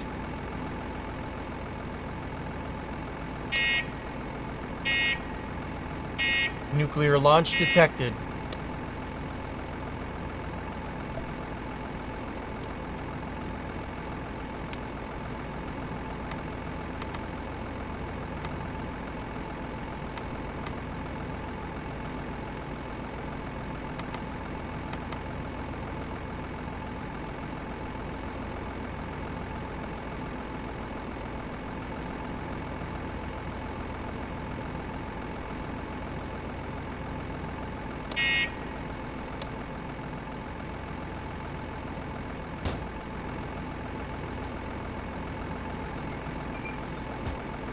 Okay.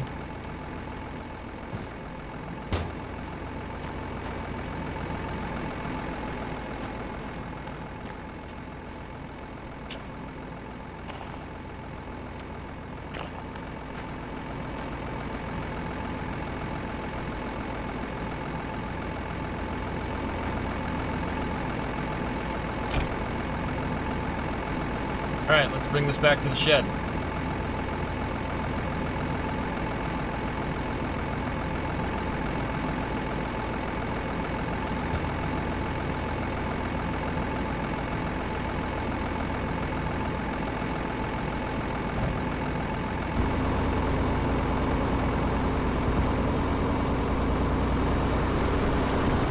Something's brakes. I think I may have turned the brakes.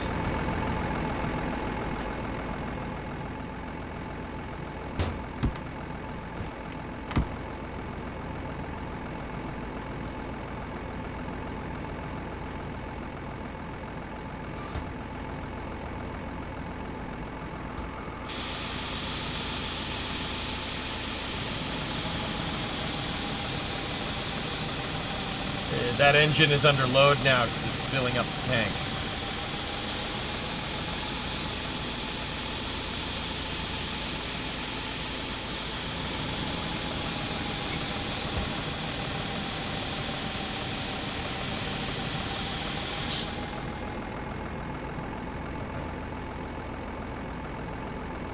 Yep, alright, no, I had it backwards.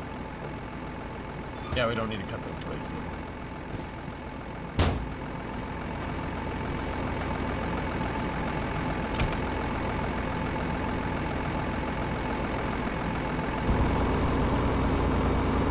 Come on, baby.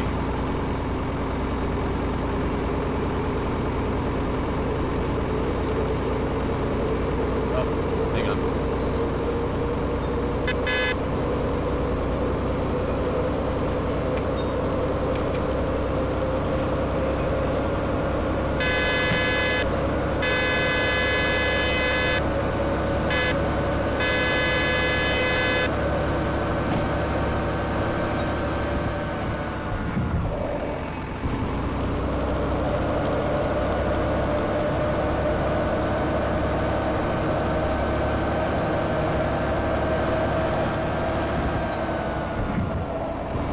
Shifting gears, that's what we're doing.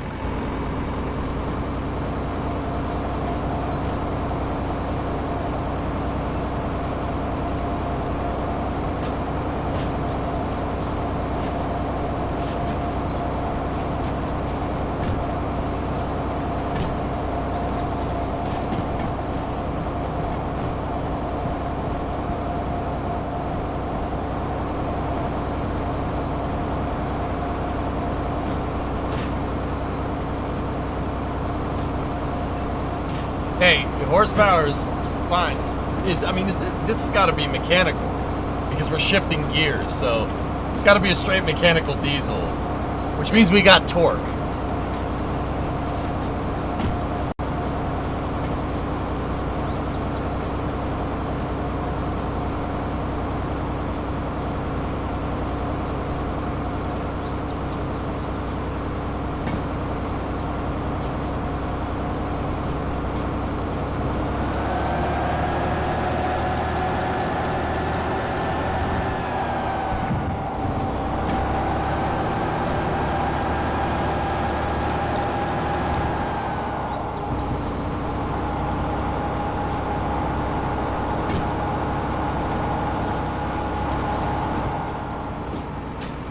I need a D6, my beloved D6. Maybe we should take it with us.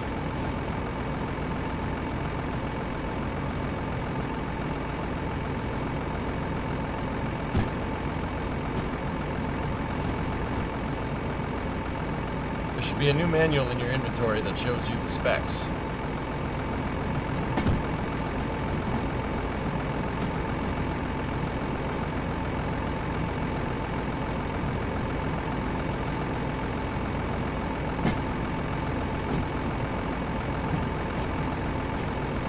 Oh, neat.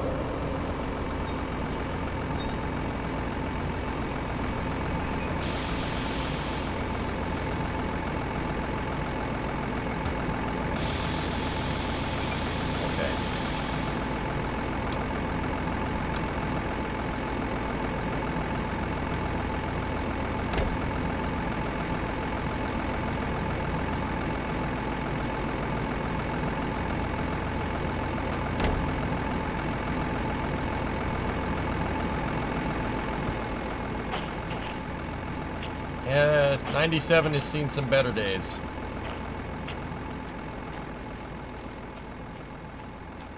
But then again, you know what I was thinking, dudes? If we take the DE6, then I gotta pay for it. I gotta pay for using it, right? Like, that's gonna cost money. These vehicles don't. It doesn't cost money, you just pay them for the fuel. Right? Big trucks are the same way. Yeah.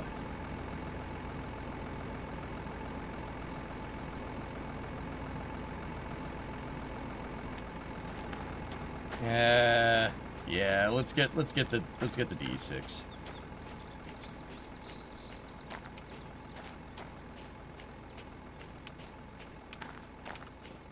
It's just, you know, it's gonna be good to have in case we want to do a job or something.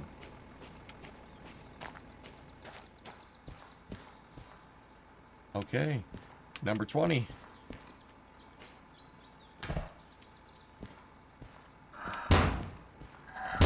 Oh, this thing so much. Okay, open up the breakers.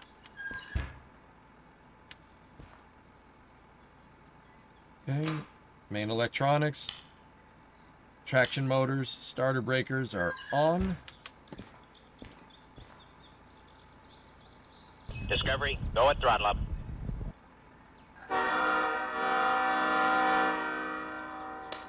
Oh, this thing is sick.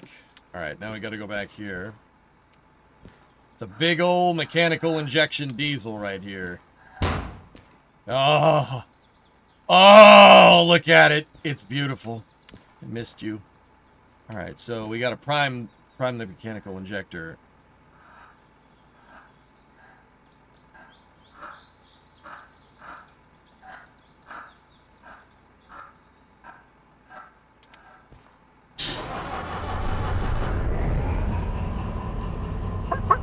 It's alive! It's alive!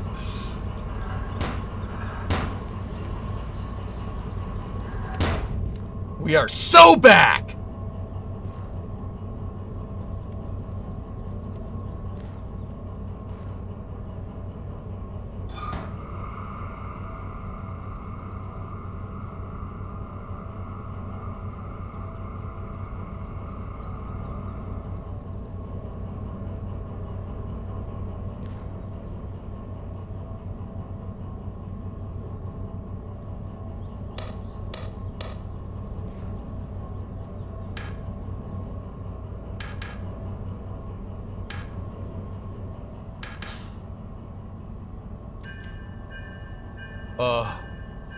Oh god. Independent brake. So that's our mechanical brake. That's the pneumatic brakes. There's the cutout, throttle. We got a reverser and the dynamic brake. This is the reason why I got the DE6 and why I made almost $500,000, because of the dynamic braking. You can really haul with this thing because it's an Alco, because it's awesome. Oh, no access to the toilet, huh? Oh well.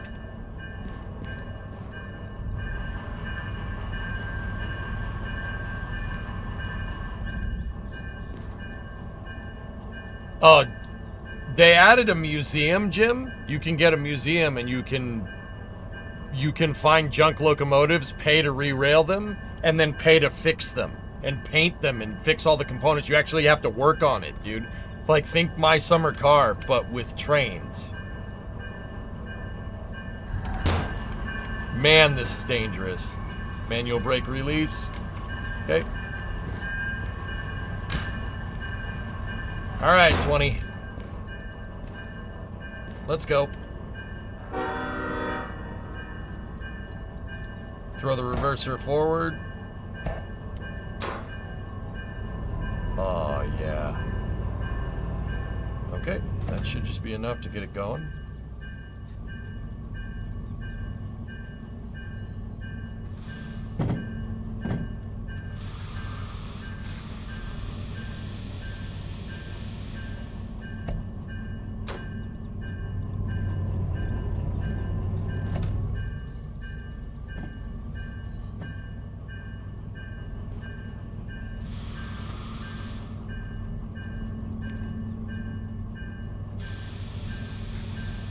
Okay.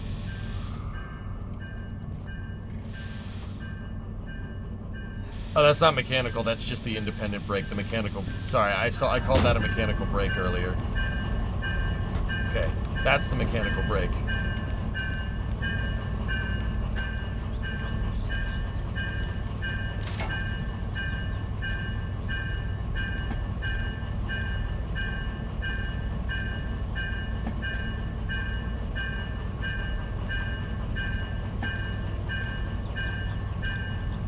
This is a diesel-electric locomotive. The D6 is an Alco, not an Alco, it's an EMD G16. It's G16 refers to the motor. It's got a 16-cylinder mechanical injection diesel in it, dude. That's that big thing that was back there. So, on a motor on an engine like this, right, you have a big, like I said, big freaking diesel that makes like ungodly amounts of power. It's attached to a generator, and that generator generates electricity. So the diesel is generating electrical power, and then in the bogies down there, see that thing, the part where the wheels are, that's the bogie. In each bogie is a traction motor, a gigantic electric traction motor, and the traction motor is geared to the wheels. There's a traction motor that's transverse right there, so it's left to right. And there's a big gear on it, and it turns gears on the front wheels. On the wheel axles. On actually front and rear. It's all-wheel drive, technically. Yeah. It's a hybrid. Diesel electric. Locomotives have been made like this for half a century.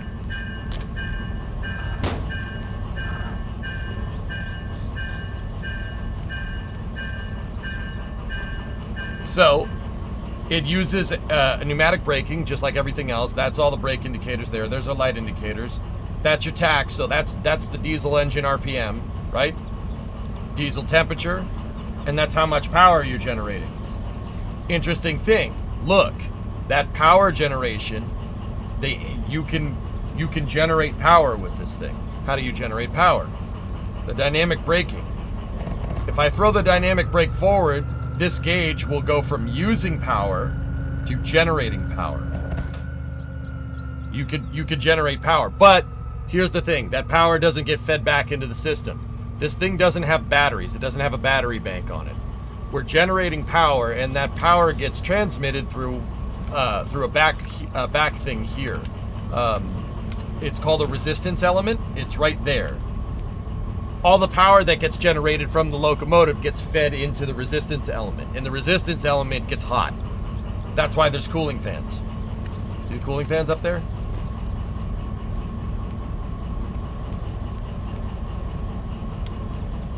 Yeah, 320 RPM idle. Yeah, she's a beast, dude. Okay.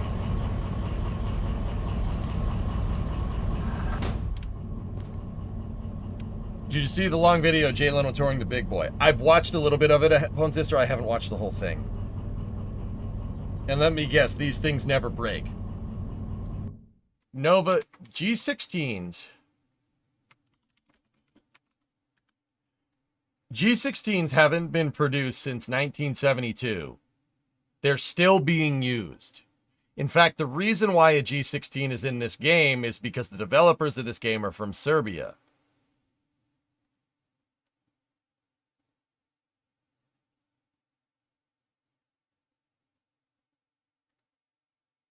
Yeah, in Serbia, Bosnia, Herzegovina, North Macedonia, and Slovenia, they all have JZ era designation 661s.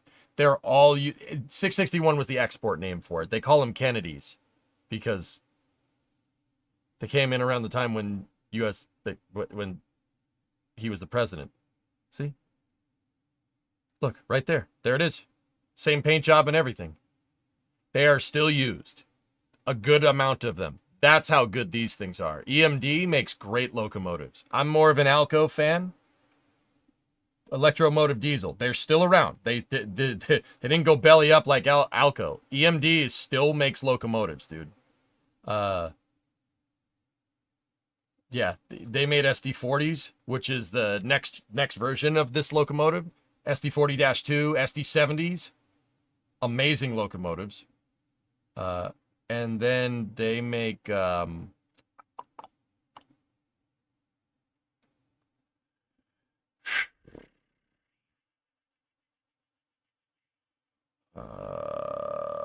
the hell is the name of them? So this is like the dad of modern diesel electrics. It's not the grandfather. The grandfather is this thing, an F3. Yeah, that was like the first widespread diesel locomotive. And it was made by EMD. Yeah, the F unit. Yeah, that thing. Great locomotives for the time. That's the grandfather of all diesel locomotives. So the F3, they came up with this idea, the F3, that you could just, they're just, what are these called? Slugs? You could just keep attaching. These are just more diesel engines. You could just couple them together like Legos. So like if you needed to pull more, one cab can control all of these. If you look, these all, there's the cab here, but then there's the diesel and the electric motor. There's another diesel and another electric motor and a fuel tank in there. And what you could do is you could hook this up. You could hook them all together. You could hook them all together to make you can make your engine more powerful by adding more. Like Voltron. The more you hook up, the better it gets. Right? They're called a B unit. That's right. That's right. I remember now. Right? Yeah, that's what it is. So that was the idea at the time. What that eventually morphed into is why not just make one thing? Just make this. Don't make that. Just manufacture one thing. So, and then just make the locomotives couplable, which is basically the meta for moving freight nowadays. Like, that's how it do. EMD is also responsible for one of my favorite locomotives. They made F40 PHs, which are really cool. My local passenger service where I'm from uses F40 PHs. You've seen these locomotives before.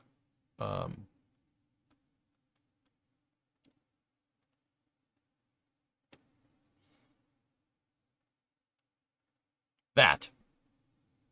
You've seen these. F40 PHs are great locomotives. Fantastic. If I had one in this, I would be using it. But the MBTA uses these things. Boston uses them. See? They have a good amount of them, actually. What about GG1s? I don't know who made those.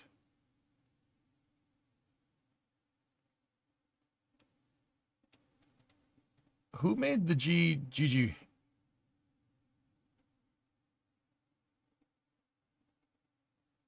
Love that dirty watch. Charlie Cardholder. Yeah, my guy. They're B units. A slug doesn't make its own power, and it uses the locomotive to power its traction motors. Thank you, Angie. Yeah, that's it. Sorry. It's been a while since I've done train stuff. Here, hold on. Let me just check while we're here. PRGG1. General Electric in Altoona. That is one of the coolest locomotives ever. This thing could do 120 miles an hour in the 30s when the U.S. actually gave a shit about railroads. Well, passenger railroads, I still say. We still care about railroads very much. It's just for freight, which is, that's cool. So could the Mallard. Yeah, whatever, Tessa.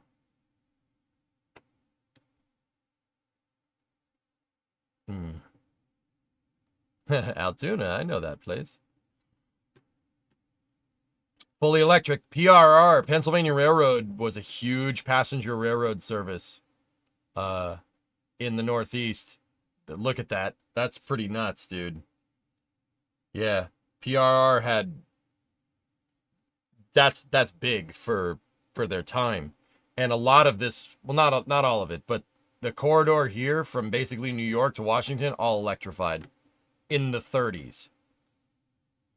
In the 30s. That's ridiculous.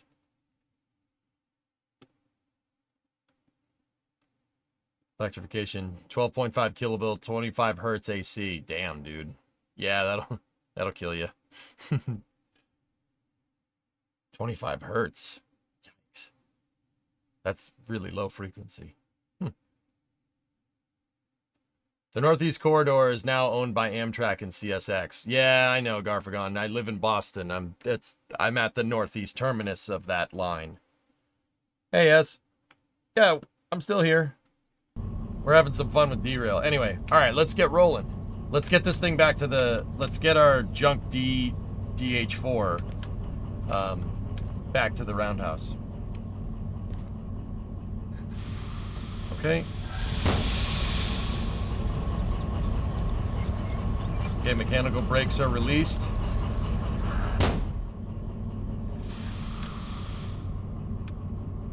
Shouldn't have no brakes on the train with nobody in it. That's a big no-no. Okay, lights are indicating good. Bell is going to indicate... The bell on the train indicates that you're going to start rolling soon. That the locomotive is basically going to move. So we got our bell up. Now, the horn on a locomotive, the frequency of horn honks means different things on a locomotive for the people that don't know. If you have 3 honks in quick succession, you're going backwards. That indicates that the locomotive is going to go backwards. 2 honks indicates you're going to go forward. So if you have the bell on, that means the locomotive's active. Usually have those on stations so people know. So that lets people know that the train is here. But we got the bell on, indicating that the locomotive is ready to go. And 2 yonks from the horn. Reversers forward. Give it some gas.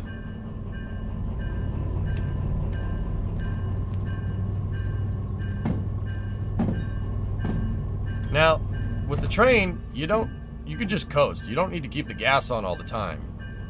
Trains have very low rolling resistance. You have a metal wheel on a metal rail. There's no resistance there. It's not like a rubber tire on asphalt. Trains can roll forever, dude. You don't need to like punch it. Just let it coast. It's more fuel efficient and it kind of forces you to go slow so you don't crash. Last, please. What's up? Oh, just remembered, this is for sale. Do you want it?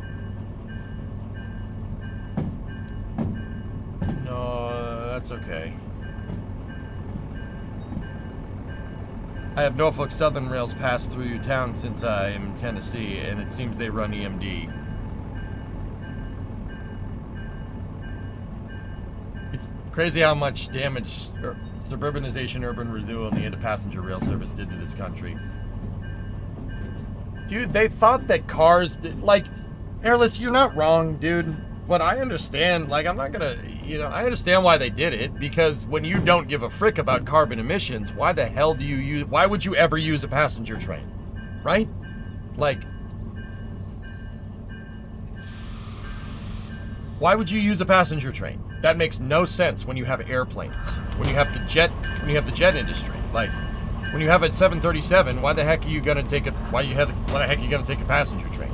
Point still stands to this day. Why would you do that? Now, like I said, I understand why they did it. And I understand why they thought cars and planes were the, that was the future.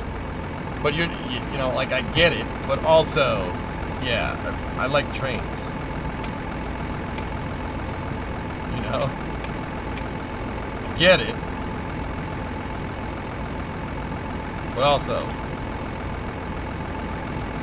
so I'll say it once, I'll say it again. I've talked about this a lot, guys. Trains only really make sense over medium distances. We're talking maybe 160 kilometers at best. Maybe a little bit more. Actually, nah, probably like 320 kilometers, like 200 miles. After that, an airplane is way more efficient to move people because obviously it's not the most energy efficient, but time is money, right? Trains are comparable over shorter distances. So, like, you're not going to take, for instance, you're not going to take high-speed rail from, like, New York to Los Angeles. That'll take days. Even a high-speed rail going, like, 300 miles an hour, that'll still take a day, right? That's not nearly as fast as an airplane. An airplane can get you there in 6 hours. The train has to make stops. And even though it goes 200 miles an hour, that's still pretty fast, but it'll take a long time, right? That doesn't make sense. However, going from like New York to Boston, for instance, or New York to DC, or even New York to Detroit, that's where it makes sense. Anywhere where you could get there via an airplane in like an hour. Like an hour flight, basically anything in a plane under a 2-hour flight a train should be there. Now, once again, I understand why they did it. I understand why we champion cars and urbanization and all that airless. Like, I get it. I'm not going to sit here and pretend like I'm ignorant to it. I love cars, right? Cars are awesome. It's personal freedom, right? Like, I get it. But also, at the same time, if anything, dudes, the space program has kind of traumatized me into not putting all reliance on such reliance on one type of system. Like, we overuse the plane and we overuse the car. I want all forms of transportation. Trains where it makes sense, planes where it makes sense. And I believe in doing that. If you use trains where they make sense, and you use planes where they make sense, I believe you can actually reduce your overall carbon emissions that way. Because you're utilizing every system where it's the most efficient.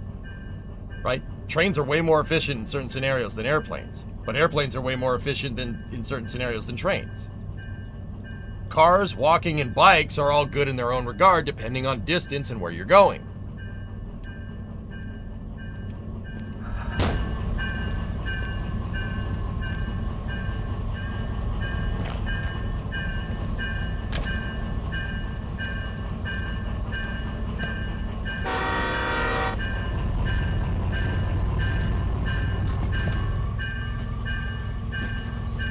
Right, so yeah, airless, I understand why they did it. I don't like it, but I understand why they did it.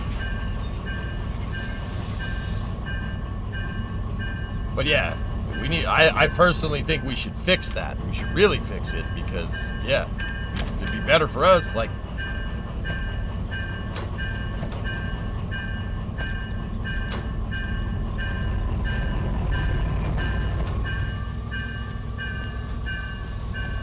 First. Took me 18 hours on the train from Chicago to DC. Balls.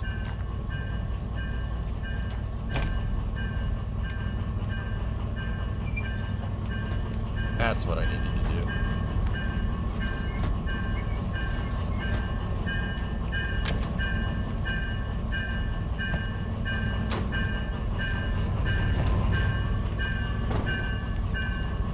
Would love a high-speed rail. Dude, that would be fantastic.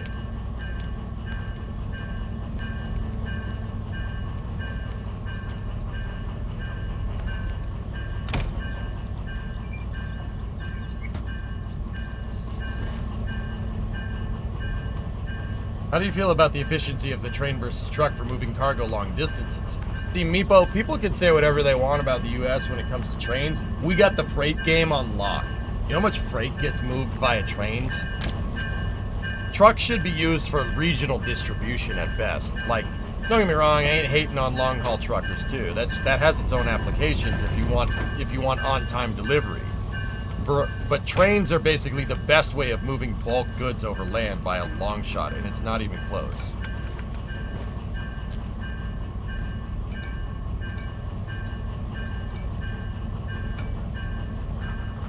There we go.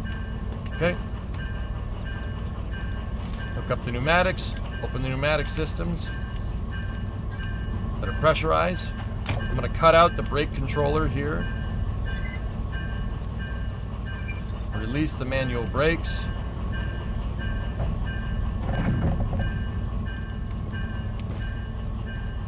Trains have efficiency on lockdown for moving bulk cargo over long distances over land. It's because the rolling resistance. The rolling resistance is the key. Trains can just coast because metal wheel, metal rail. Very, very, very, very good. Very efficient. Low rolling resistance means you're not using as much energy to move more stuff because you don't have to overcome the resistance of the wheels.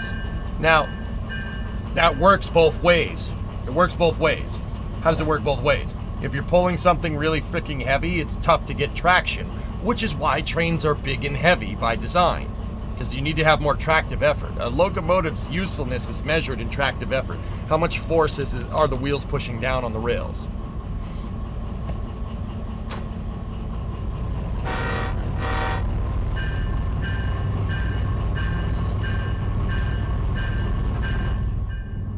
As a long haul, I've always said cross-country stuff should be left to trains so truckers can stay closer to home, but everybody wants their delivery yesterday, so you'll keep hauling. That's it, Meepo. You got it, dude. Yeah, that's it. Trucks are better, much better for what's called on-time, just-in-time delivering. So basically, people want it fast. The truck can get it there faster because you don't have to take a truck, load it on a train, have the train move, unload it off the train onto another truck, and then drive the truck where you need to go. It's better to just drive it's quicker to just drive the truck all the way there, right? Like, it is what it be.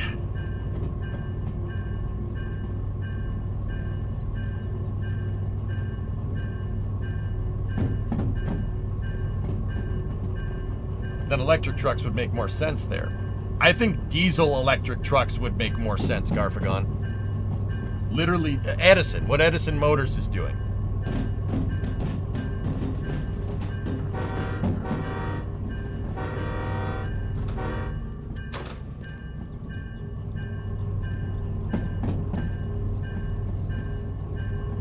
Okay, leaving the yard, shut the bell.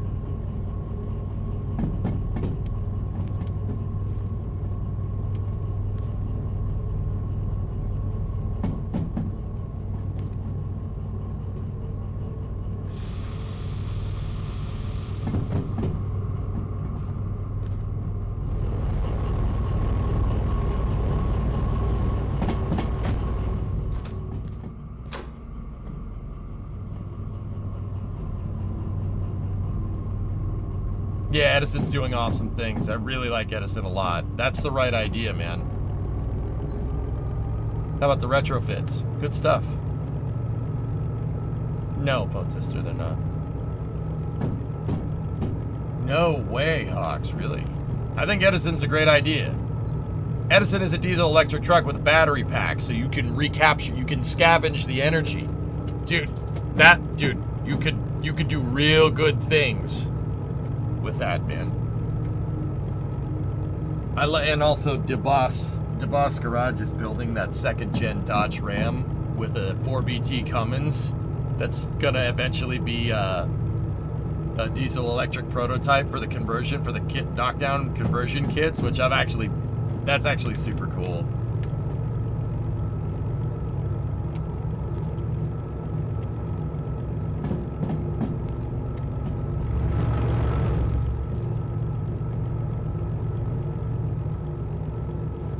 So does rolling resistance only apply metal on metal? Would a rubber wheel on a rubber on a rubber road be better than what we have now?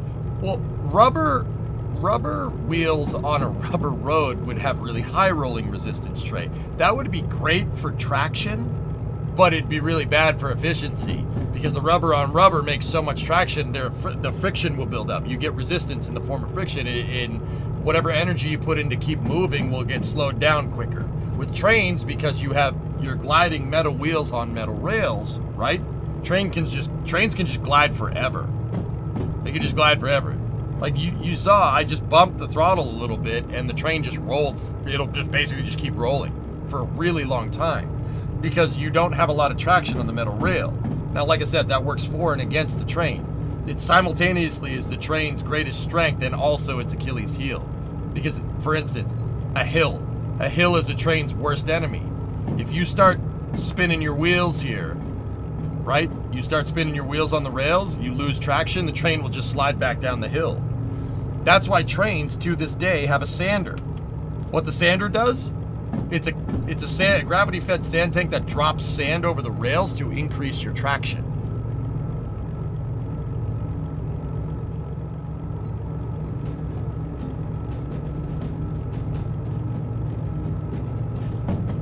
So a car, rubber is enough for the car, like a car on a road to make to get traction to go, right? But rubber on asphalt has a way higher rolling resistance than metal on metal. That's why, like on really fuel efficient cars like a Prius, for instance, you see really skinny tires because the less contact patch on the tire, the less rolling resistance. Simultaneously, but traction is a problem, but Prius doesn't make enough power to spin the tires anyway. So simultaneously, if you look at a dragster, like a dragster that goes down the track, you have a really thick tire. You have a really thick tire, but the vehicle's really light, so it has trouble putting all that rubber down. So that's why they put the engine kind of next to the tires. And those big honking rubber tires, because a lot of the tires pushing in the center of gravity of the dragster is towards the back because of that big motor. It pushes down and makes tons of traction. You do have a rolling resistance problem, but a dragster is only designed to go 1,300 feet anyway, so it's not a big deal. Yeah, you want to get better fuel economy in a car, get skinnier tires.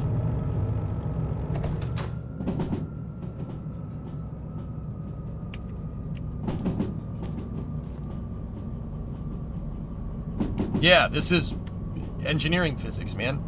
Stuff's awesome. I love talking about this. And trains are baller. Love trains.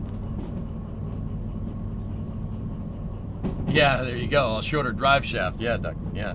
The dragster simultaneously has to be light, but in a car, if you're too light, you go to step on the gas and you just spin the tires.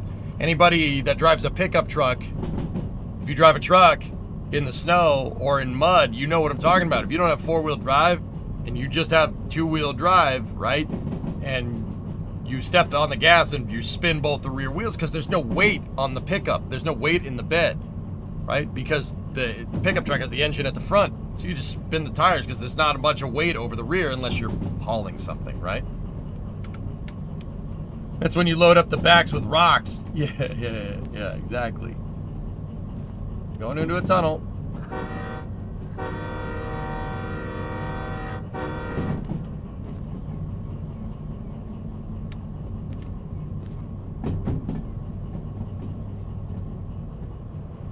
Top heavy is also detrimental as well. I speak from experience. Yeah.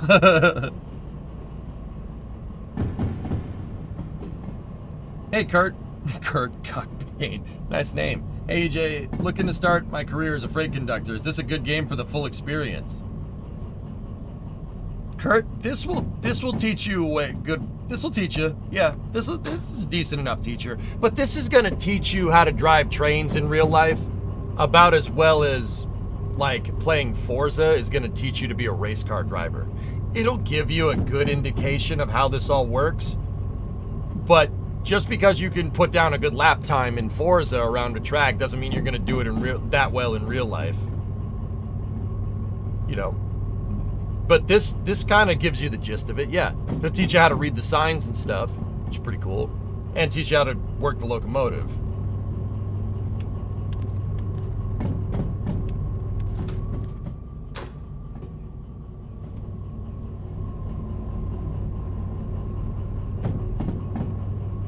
Yeah, there was that, except for that one guy.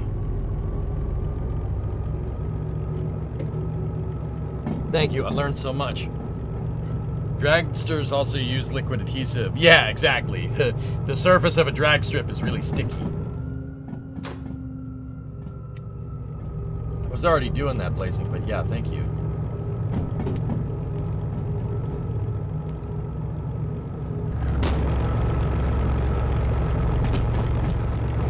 Look, chat! I'm flying! Chat, I'm flying! Sorry. I won't do that again.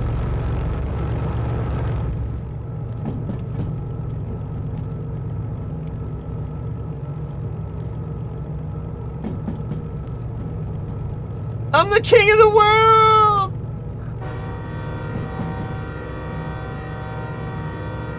Iceberg? Ugh!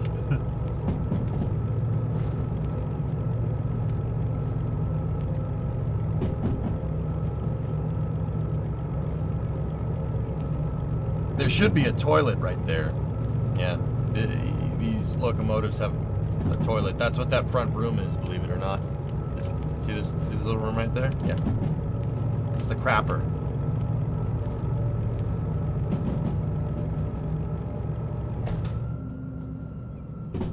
See, look.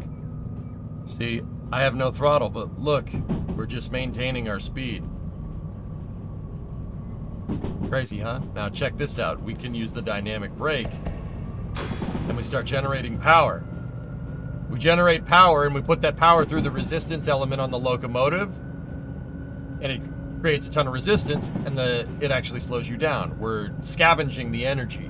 We're scavenging the kinetic energy of the locomotive and converting it into electrical energy. Go at throttle up. That electrical energy, like I said, gets put through the resistance element and the resistance element it converts the electrical energy into heat energy.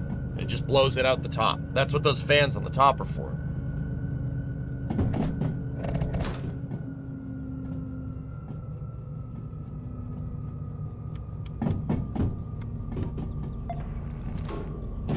That was close.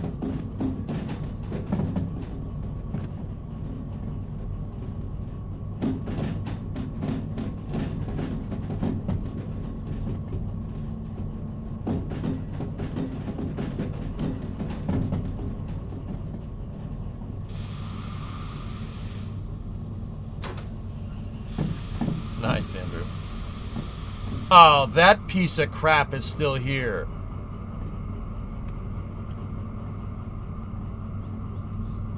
What's up, Hawks? What's on your mind, dude? Crew comfort, what's that? Yep. On the subject of cars, you got a Holden Calais. Ooh. But I kind of want to put the G8 nose on it to annoy other guys' thoughts. Do it. Do it.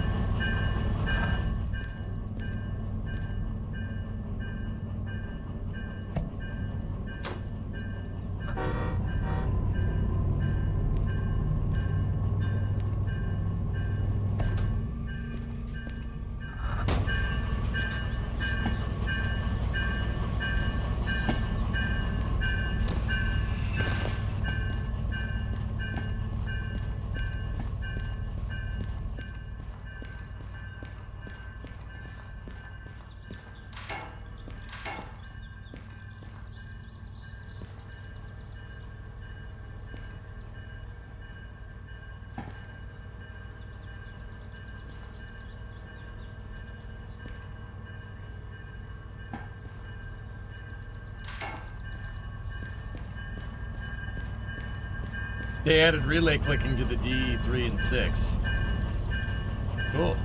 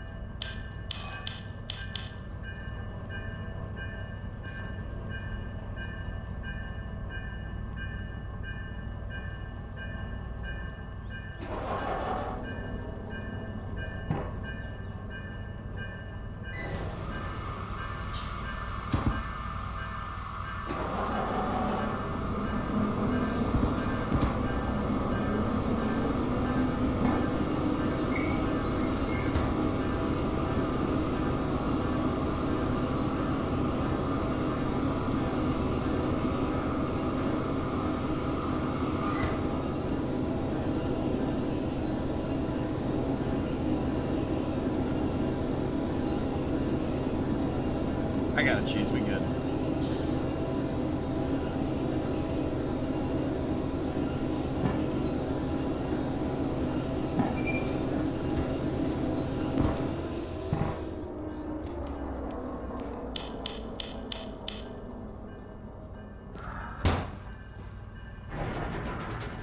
Why is there a door? Like a garage door here. Is there a track that goes to... Oh, it's the road.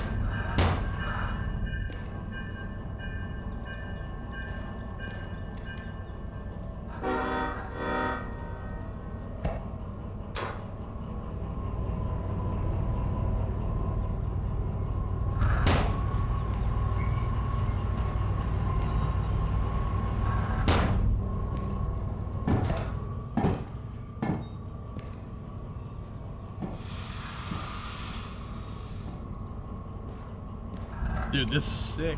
We got our own little shop.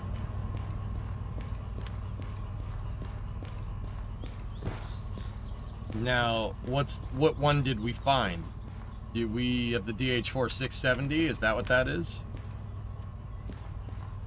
It's 282 730 D6 860. That's what I want.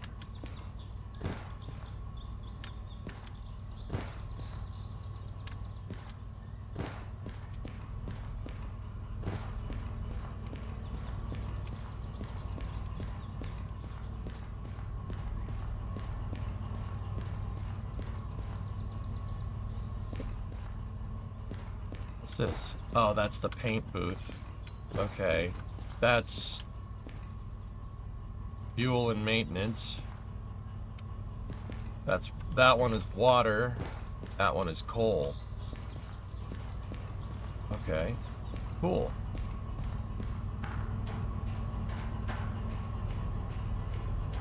Step 1 is ticked off on that one. Oh. Museum office. Tool shed. And it looks like we just have a bunch of extra spots in the roundhouse here. There's a couple of bogeys right there, just chilling. Cool.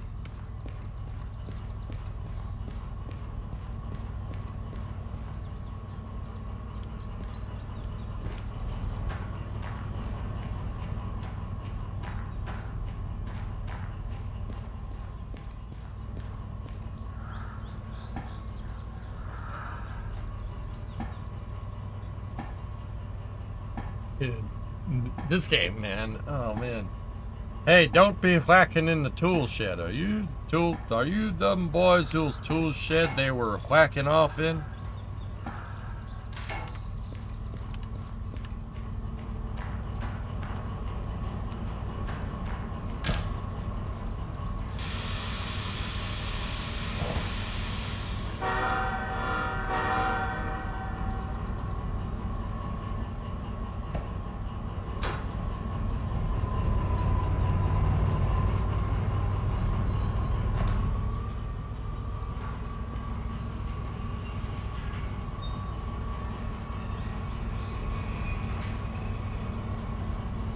Yeah, I know, Hawks.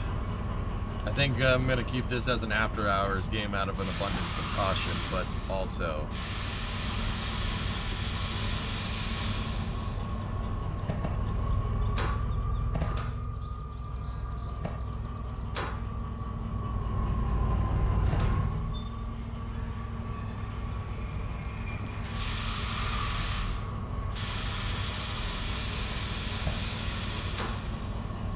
It's single player, but there's a multiplayer mod, dudes. Okay. Air brakes are on. Secure the mechanical brake. Release the Indy. Set reverser to the 0 position.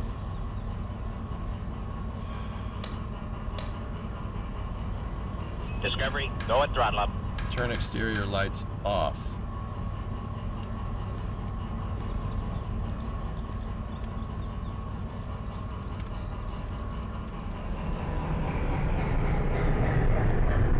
That's the fuel cutoff.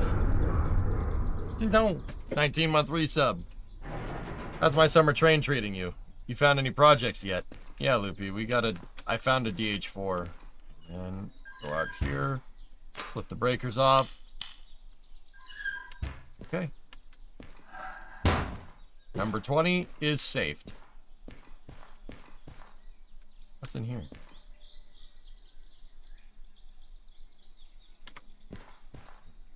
Okay.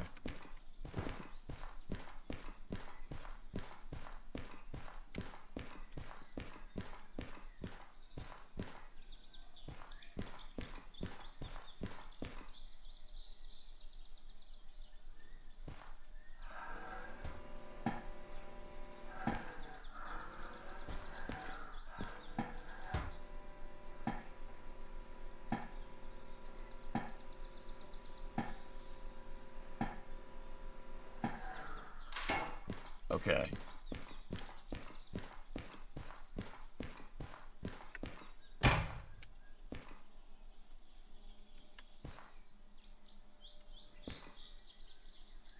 Okay.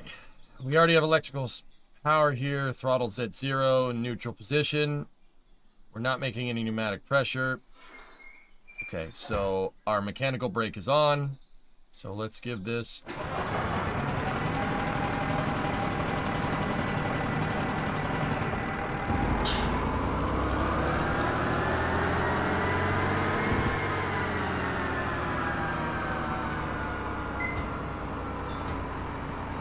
Hey, Spinner.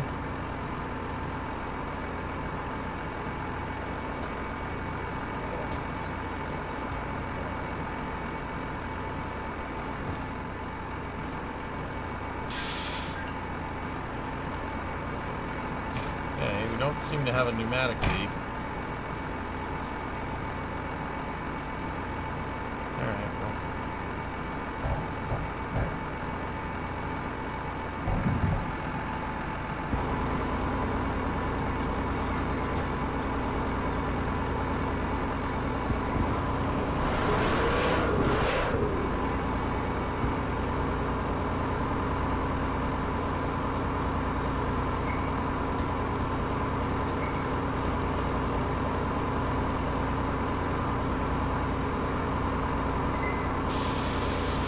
No, it was the cutout, because I'm an idiot.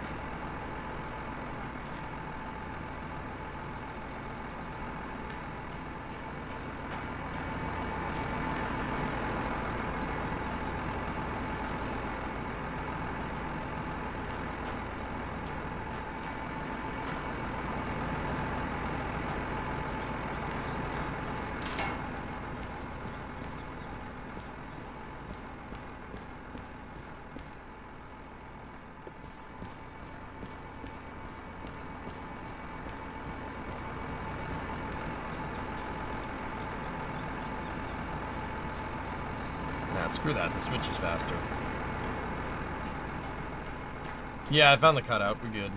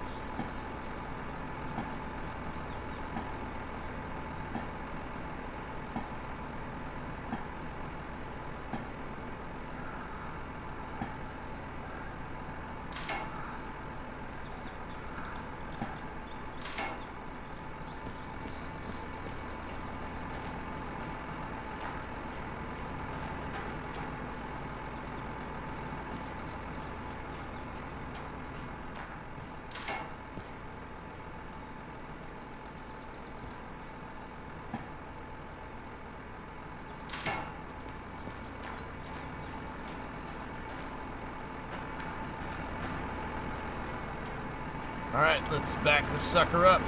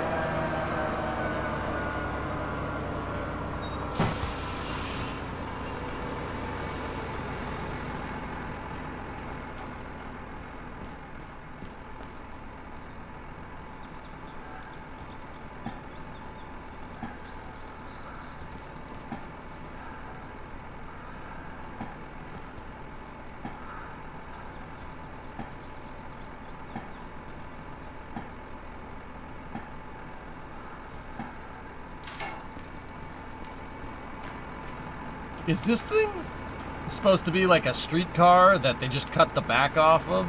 Because that's what it looks like.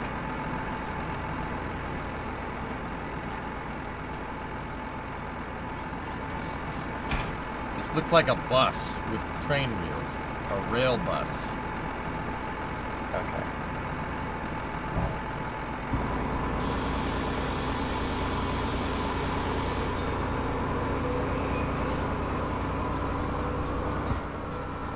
A rail bus named Desire. Nice try, Tennessee.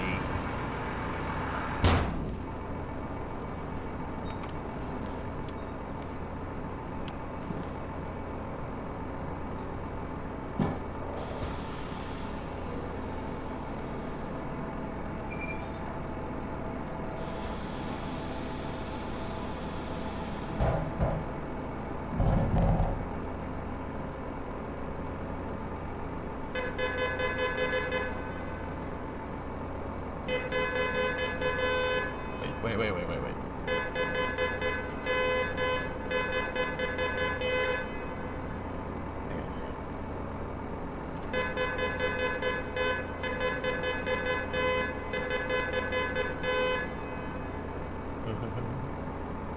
What is the El Camino of trains? This.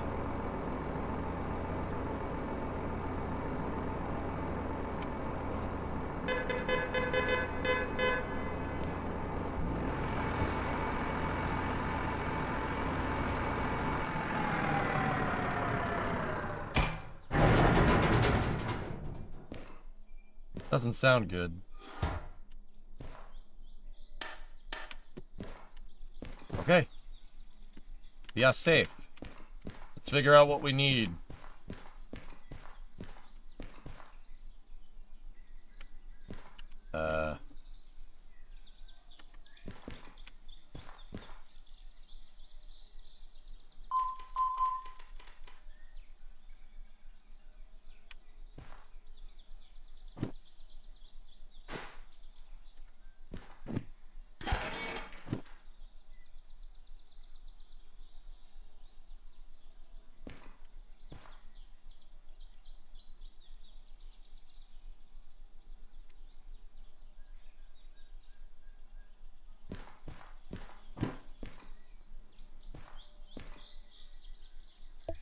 Where the hell is the parts?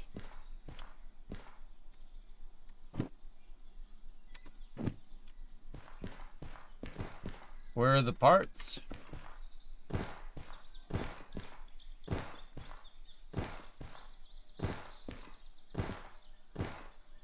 You gotta go over to MF. Machine Factory. MFCL1. Where is that?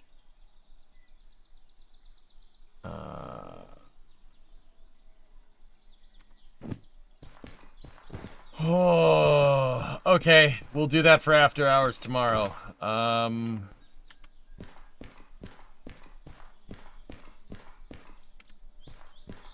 You have to go to junction C1L with the utility car. Now, okay, question. Question? Does it have to be that thing? Or can you haul on the flat car?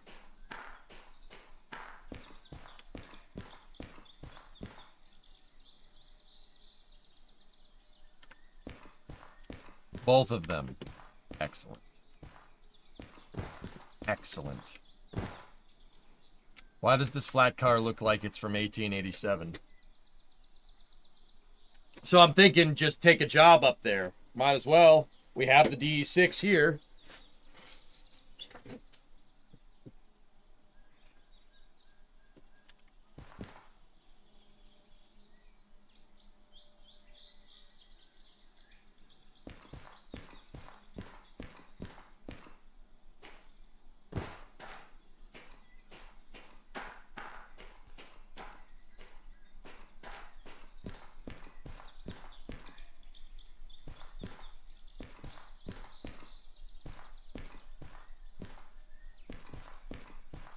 Now, could we haul both of them? Could we haul both of these things? Out of curiosity? Just grab both of them, and then you could grab two things.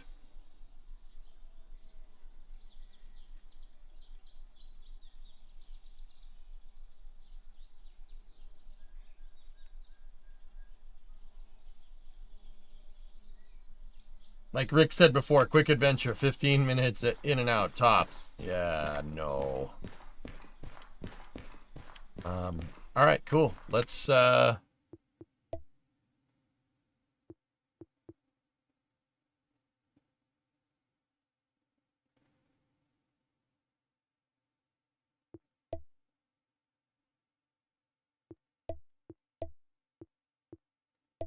you go. All right, that's going to do it for me for the night, guys. It's been 11 and a half hours. We'll play Derail again for after hours tomorrow.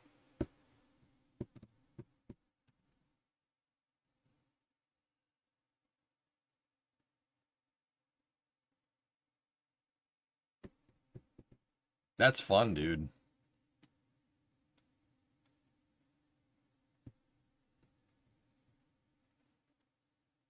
All right. So, I'll see you guys tomorrow in about 12 hours for the next stream. I'm starting to get really tired. I hope you enjoyed Hope you enjoyed the stream today. Yeah, I will see you guys tomorrow, noontime, Satisfactory Space News and Derail.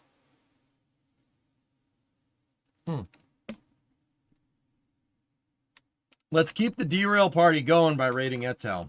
Checking to make sure I catch you guys. I appreciate you though. Yeah, see, I just flipped his stream on. What's he up to? He's using DH4, I think, too. All right. Don't worry about getting snippy earlier. I deserved it. No, and Neil deGrasse Tyson deserved it. Anyway, Starlink scrub? No, it's 5 in the morning. So we'll recap that on Space News. So, guys, let's go raid Italics on the YouTube side of things.